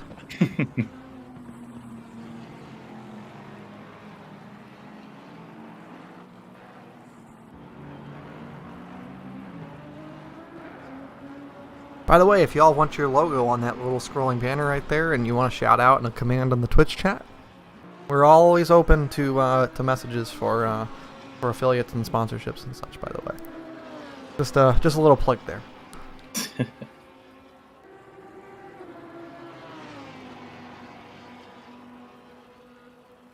There's a big slide for Alex Hode on his opening lap coming through senior corner. Managed to keep it all garrowed up though. Maybe half a tenth loss there, but there was a bit of a sideways moment as he gets used to these wet but drying conditions. Well, not sort of drying yet, but I think they might dry out soon. Also, the rain is set to decrease in the next half hour. I see a change of conditions, and if that continues to travel along that path, we may see a switch to dry tyres within this span of the race. I think that'll definitely make for an interesting plot unfolding if that does indeed happen, just purely for the fact of anyone who's elected to go with a slightly higher downforce setup for the wet here. If it doesn't eventually get dry on this racetrack, they're going to be majorly hurt, like a second plus per lap hurt. So it's going to be really, really interesting to see what that trade-off was and who picked what for their setups, and who's still running that low downforce dry package and who's running the high downforce wet package here.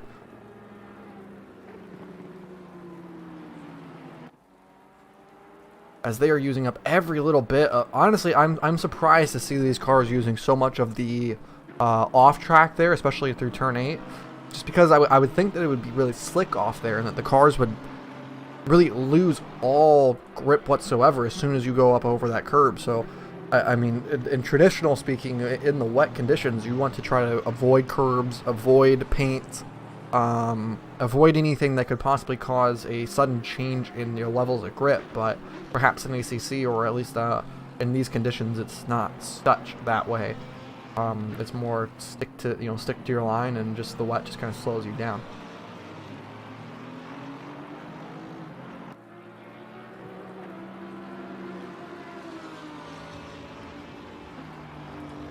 Yeah, I am surprised at how much of the curbs are able to be run around this track. I would have assumed that you touch it and that's sort of your day over. But good amount of confidence, good amount of grip from all these drivers here to be continually to ride over these curbs and not lose the rear end. Still waiting to see the leaders come into the pit lane here. Still waiting to see the GT4 leader, the 24 car, come into the pit lane as well. We are at an hour and 15 minutes really into this, because if you include the warm-up pace lap, that's about a half of a lap. Yeah, I mean, definitely we will be showing some of the GT4s. There's not much going on right now. Everyone's pretty separated in the GT4 category through these pit cycles. Ooh, and around goes to 35. Off on their own here, Lamborghini. Final corner, yeah.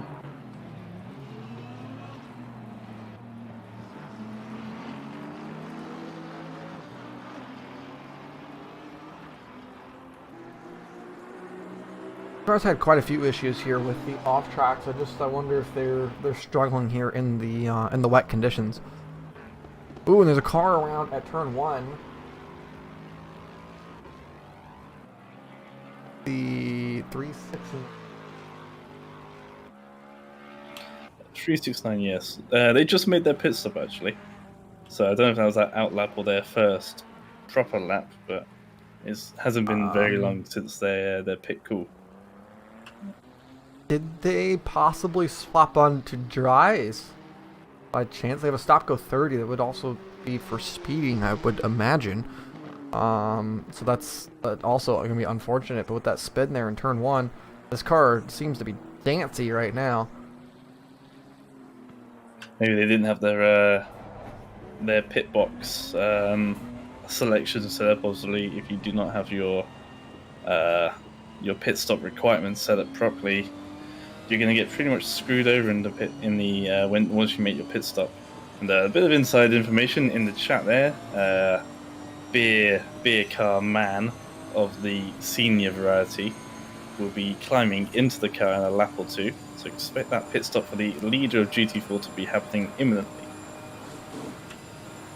Get a video of it. I want to watch that driver swap. And there's a 15-second time penalty for the 363 Nissan GTR. The 369. That was the car that we just watched there at turn 2. So that was a quick jump onto the penalty there for the race steward. It must have been a pretty clear-cut incident that caused the 369 to spin at turn 1-2. Go ahead and let's jump on board with the 24 car here. Who, again, we are expecting to be coming to the pit stop here very soon. This BMW, I mean, I don't know about you guys. I do not like the interior of this BMW. I just can't stand it. It's What's wrong with it? It's terrible. I hate everything about it, if I'm honest. What do you mean? I don't like the dash panel. I don't like the steering wheel. I don't like how inset the dash is from the steering wheel. I don't like all the carbon fiber. It's all too smooth. I don't like the big old metal bars going through the... I like nothing about this car. Okay, the metal bars are a bit weird. I'll give you that. I don't even like how the car drives. There's nothing about this BMW that I like. But oh dear, it is a beer car, so it gets a slide.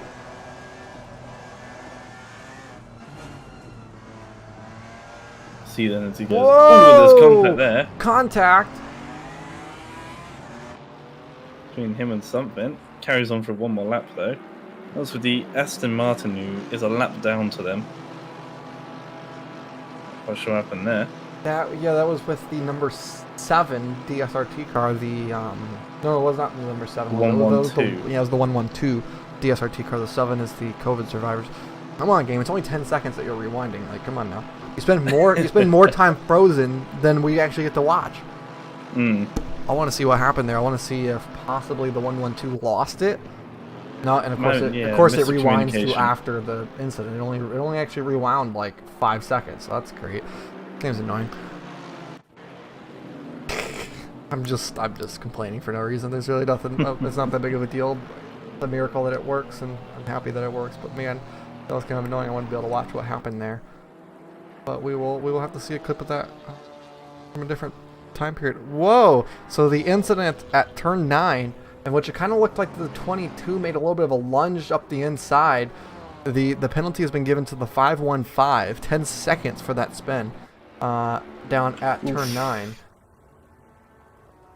I didn't get a clear view from it, but from the quick clip that we saw of it, it did kind of look like as if the Nissan was out of line, but I'm not quite sure.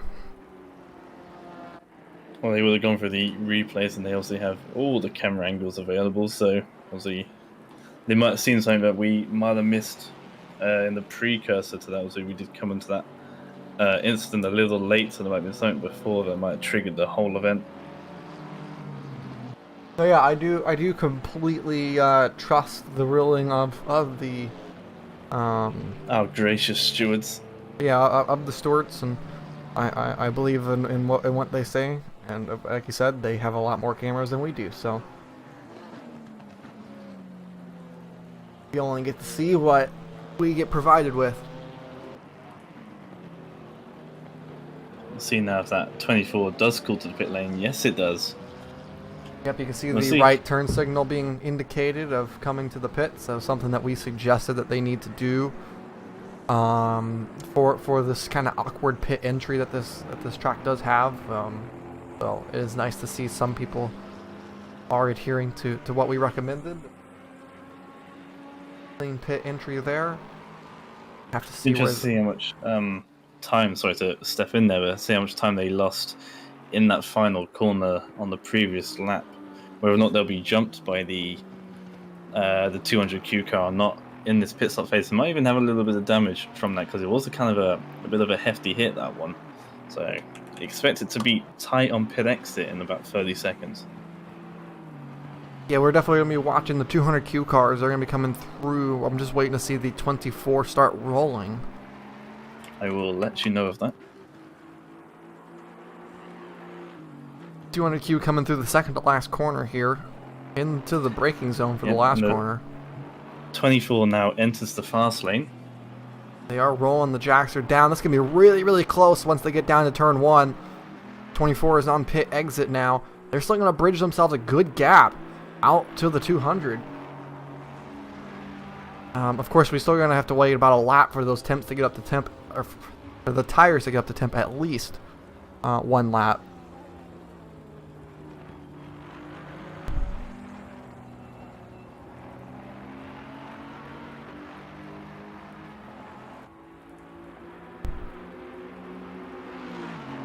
Yeah, we'll see it's the first laps of the secondary Moore driver. So it'll take him a couple of laps as they miss the apex of turn 5, 6 question mark there. Take him a couple of laps to get up to speed, but once they do, and that might allow Alex Hoden 200Q car to catch up a little bit, but I'm sure the senior driver is of exactly the same pace as the junior, if not maybe a little bit quicker. Just that experience maybe that comes with age. I'm sure they'll be able to retain the lead in GT4 over the next hour and a half. You can see here that what is the gap? It's about 5 seconds as of the last sector split. We'll see what it is here at the end of the Mistral straight. It is down to, waiting on the game to display. There's 4.2 seconds now. The gap at P1 for GT4. The fact that the 24 car got so smooth in and out there, I wonder if Alex had himself a rough couple outlaps there with the traffic perhaps and the cold tires, because Alex seems to be struggling here, at least looking on the onboard cam. That car is not very happy with Alex in it. Yeah, certainly was expecting it to be a little bit closer, especially with the issue that the 24 had in the final corner a couple of laps ago.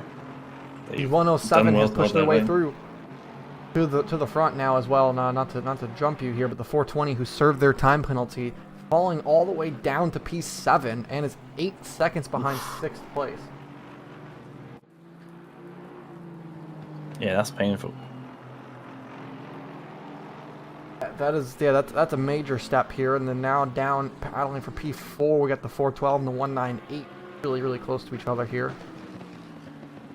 One team to highlight here after having their being caught up in an incident that wasn't their fault is that 763 car, the HSP Motorsport Bentley, now in 3rd place.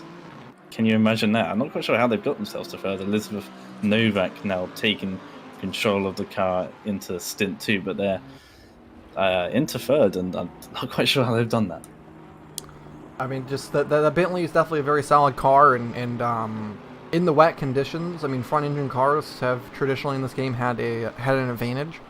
I would definitely say, because the weight on the front wheels just innately gives you more grip in this game, and so the Bentley being rather stable, and of course I imagine that they're running a pretty high downforce package. It's the same thing that they did in the Aston at Spa. The rain majorly benefited them. They brought home a P2 in that race after having earlier incidents and a spin. And I mean, in that car, in their P2 at Spa, they spent 3 minutes on the pit lane for repairing damage at one point. So that team definitely seems to know how to get around in the wet, and with that early spin only really costing them about 20 seconds. Not too surprising to me, the fact that the 763 is working their way back up. They are the second fastest team on the grid. The fastest one being the 101 Ferrari, running the only sub 201 lap time. They're the only ones with a 2-minute lap time. There's a pass there for a P4 198 getting through down the Minstrel Straight. Still not sure whether that is Keyshawn or not. Whether or not they did a driver swap at the pit stop.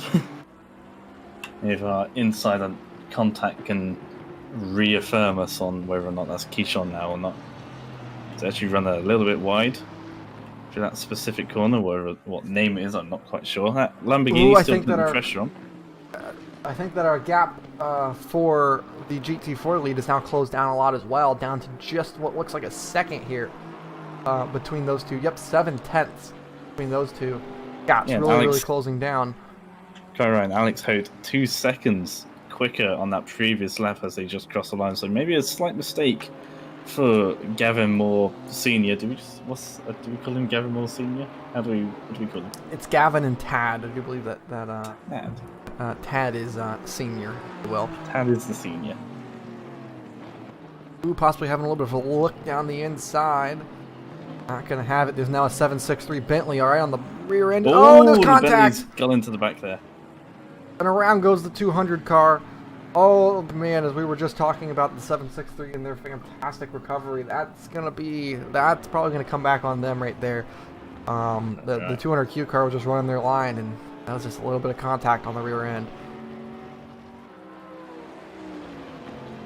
It's a little unfortunate there. Maybe the Bentley expecting that GT4 to be a little bit quicker through that specific corner, but yeah, just running into the back of the 200Q there, and they won't be too happy with that or that Merc. I won't be surprised to see a report and appeal in the chat soon.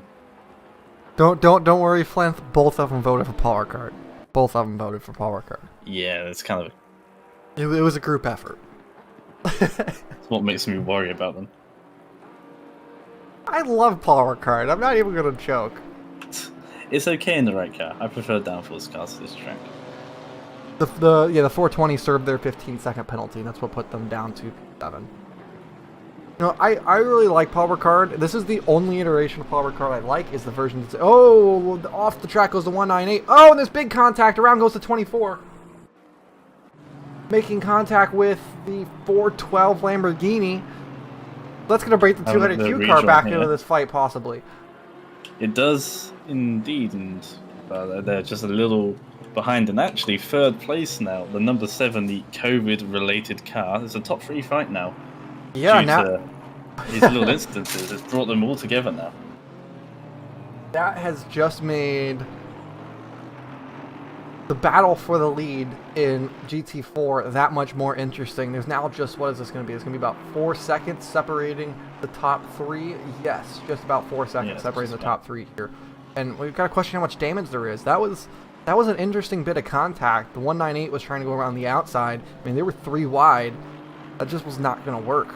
Plain and simple. It was turn 11, I do believe, that they were 3 wide, and it just wasn't going to work, especially in these wet conditions.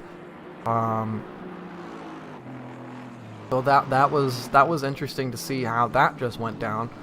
And the 200Q cars, not necessarily going to be happy to see that, but they'll take it, because after their bit of contact just a lap ago, they're going to be at least enjoying being back in this fight up front for GT4.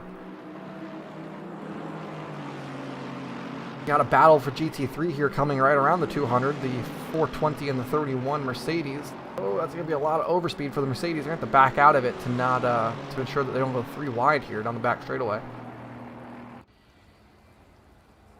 Let's see if they can get in front of that BMW before senior. I think the Lexus will, but whether or not that Mercedes will is another question. Will they look for the inside? I think they've got it, actually. No, they back out. The Mercedes the backing out. BMW Oh, gives and the them space 24 anyway. going way wide. That should give the lead to the 200Q car. See their rejoin. Rejoins nice and safely. The 200Q car give them lots of room in anticipation for that rejoin, and just like that, switch for the lead. It's all it takes whenever you're racing with multi-class racing, and that's why it's so amazing. Because not only are you racing against your guys, you're also racing for, you're racing against a completely different class where you got guys who are racing for their own positions, such as that case right there. 31 was racing for themselves. You know, they were trying to go for their own position. Ended up costing the GT4 a position ultimately, just because of the way that that went through. You can't talk bad about Rain. Rain is fantastic. Rain makes something that's awesome just that much better.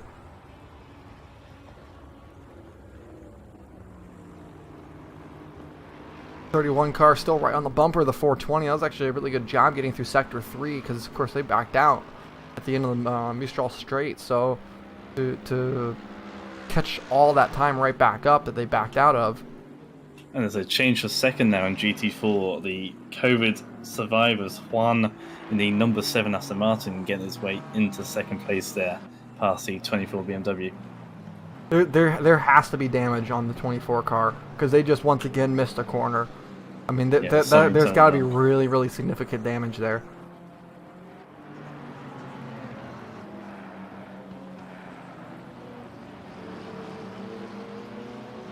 That's all that I can think of is that car has got some significant damage because they were running in really good laps and now it seems like they can't even just get around one lap without incidents. And around is the 5 at the final corner. Once They go again. off.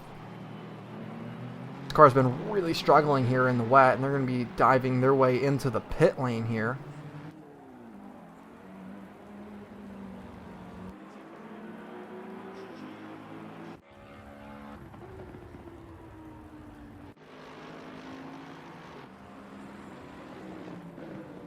.198 car back on attack with the 763. We're waiting to see any sort of word from race control for these multiple incidents that we just caught.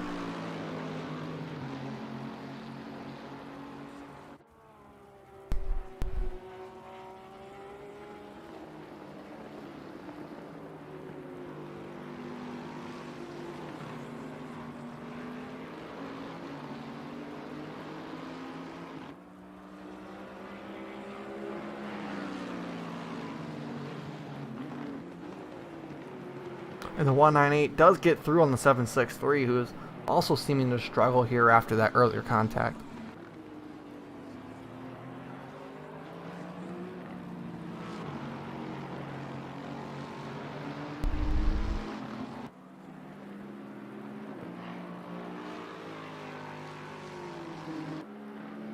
Still waiting on word of anything possibly happening there. No further action between the 112 and the 515. Turn 10. Yeah, I do believe that was a GT3, GT4 incident. Yes, it would have been. Possibly some sort of blocking or something of the sort.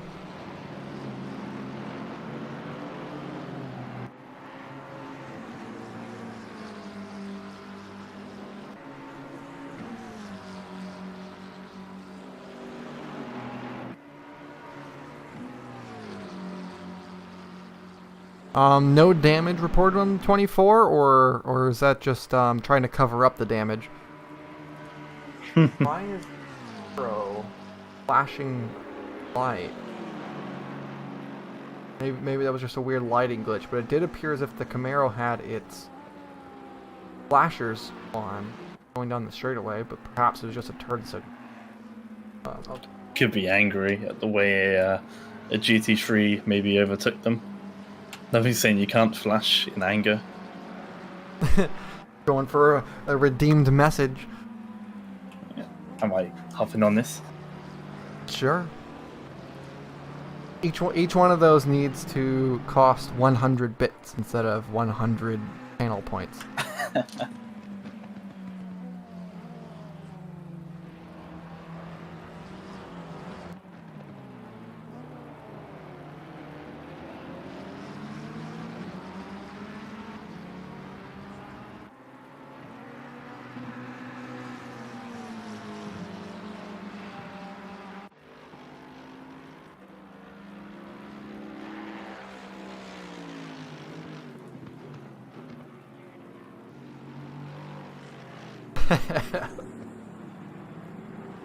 But chat's fun. If there's anyone who's on YouTube, by the way, and you guys are chatting and you're wondering why we're not replying or anything of the sort, we reply to the Twitch chat whenever we're live. The YouTube stream is purely for a VOD purposes, so if you do want to tune in, go to twitch.tv/GRG eSports and come hang out with us in the chat and have some fun. Anyone who's watching this on a video, of course, we do live stream these races. This is a live stream VOD that you're watching, so of course, come join us on Twitch. We're always here. If you join our Discord, it pops up in the GRG TV chat. You can get right to our Discord link, or right to our Twitch stream from there, and come hang out with us in the chat and have some fun. We appreciate everyone who's here and hanging out. Trying to keep much action on the screen as we can at the moment. So what is happening here? I want to try to keep up with what's going on in that field after all those incidents. It does seem that the 24 is falling off a little. 7 also has fallen down, is in P2 at the moment, with the 200Q car leading in GT4. Yeah, I have a feeling they are the quickest GT4 at the moment, especially if that 24 now has damage. Certainly wouldn't be helping them out at all. So yeah, I think that 200Q car might have a stint now to try and break away and create a gap between the 24 that seems to be its main rival, and now the 7 that's entered the foray as well. Yes, as that, and as Flint just said in the Twitch chat, like, subscribe, all that type of stuff on YouTube. Go follow us on Twitter. Do everything that you can do. Come support us. Do the and good things. there it is. The drive-through penalty for the 763 for that multi-class incident. That's gonna definitely gonna hurt their chances.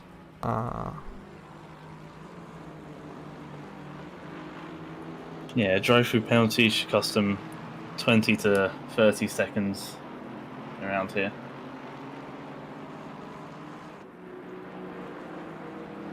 If they had the updated pit entry, it wouldn't actually be too bad. Unfortunately, we still have the awkward entry of having to peel off to the right outside out of the final corner. Yeah, which is unfortunate, because also it would just make, in generality speaking, a safer pit entry. The pit entry at this racetrack is it's quite a disaster, to be honest. Like it's not good. It's probably the worst part of this racetrack. Like, as much as people like to hate on it, the pit entry is the worst part of this racetrack. It is quite abysmal. Yeah, it's just dangerous, isn't it? Yeah, it's bad. They should do something like what Abu Dhabi has, but for the entry. So you go off to the exit of the final corner, and I don't know, vibe underground for a little bit. This would be kind of exciting. That would be a lot of fun. I mean, for a track like this where it has all this pavement, that would be neat. But of course, they did it where it's just off the final corner. You just kind of go wide. No, the entry is the bad part. The exit is pretty standard, realistically speaking. It's the same way that Monza Catalunya and all these Yeah, but other the kind of racing lines FIA at grade Monza's on ones the other have it. side. That's why it's okay at Monza. Racing lines on the other side, and you're not immediately being thrown into a breaking point. Yeah, for that a racing that is small fair. lap. That is fair. That is fair. Yeah, same but different. Yeah, there's that drive-through then for Novak appearing on the screen, so they've got 3 or 4 laps to take that, and that will drop them 6th, 7th, 8th, maybe. Well, there's a pack now 9th, 10th, and 11th, all within 1.5 seconds. So I think it will drop them around there. That's 20 seconds between P6 and P9, so it's probably in that ballpark.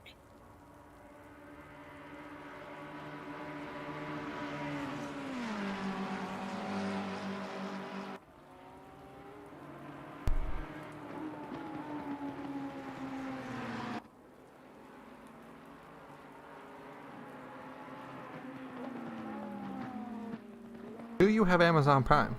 Do you have a Twitch account? Would you like to support us as a streamer? Link your Amazon Prime and your Twitch account to get Twitch Gaming. Gaming.amazon.com. I actually do, to be honest. We'll give you one free Twitch subscription. It's the one that I use every month with us. Is I use my Prime subscription on ourselves because you're essentially giving myself free money. Exactly, gets back into your pocket. Well, it doesn't necessarily go to my pocket. It I know, pays for the server, but It yeah. pays for everything that we do here. Website hosting, server hosting, all varieties of hosting, and yes, Elizabeth Novak now calling to the pits for her drive-through. So there's the train that I was speaking of, P9, P10, and 11 going past us. So she might even, or she'll come out ahead of P12 there, but she is a little ways behind that triple battle pack. Exactly as Dutch Stig just said, a Prime sub is equal to a $2.50 donation to GRG. If you do it every month, it's $2.50 a month that we're getting, and it costs you nothing extra. If you're already paying for Twitch Prime, it's free. It's $2.50 that you are already paying for. So may as well be able to give it to someone, and we would be more than gracious to accept it, and it will help us with hosting everything and making everything bigger and better going forward. Of course, the more that we get supported, the more that we're able to spend and be able to make bigger, better racing, and even potentially in the future start offering up prizes to winners of events and other things like that. And that's something that I really want to do, is be able to offer up prizes, but at the moment just really can't afford to do that. Seeming to be another incident for the 763 Bentley. Not quite sure what happened. We might have missed that, but another drive-through for them. That was lap 40 at turn 3 between themselves and the 112, and that is a GT4 car. Wow, yeah, that's pretty big. That's another drive-through penalty for another contact with the GT4. And that race is really falling apart there after that incident with the 200. So quite unfortunate for that. There with the way that's going, and quite unfortunate for Elizabeth Novak, that car. And falling downhill quickly. And thank you, Z Centurion, for the subscription. Yes, thank you very, very much for the tier 1 subscription. It's not even a Twitch Prime subscription. I was just making the whole spiel about Twitch Prime, and that is a straight up subscription. So thank you very, very much. And of course now Dom here with the Prime sub. You're very welcome. Well, I wasn't gonna say thank you. No. Balance. Dear. Misano in the wet. Oh man, that'd be just... That's scary. That would be scary. I don't like Misano. I don't like Misano. I like Paul Ricard. I do enjoy Joe. I do not like Misano. I cannot stand it. I don't know why, to be honest. I really don't.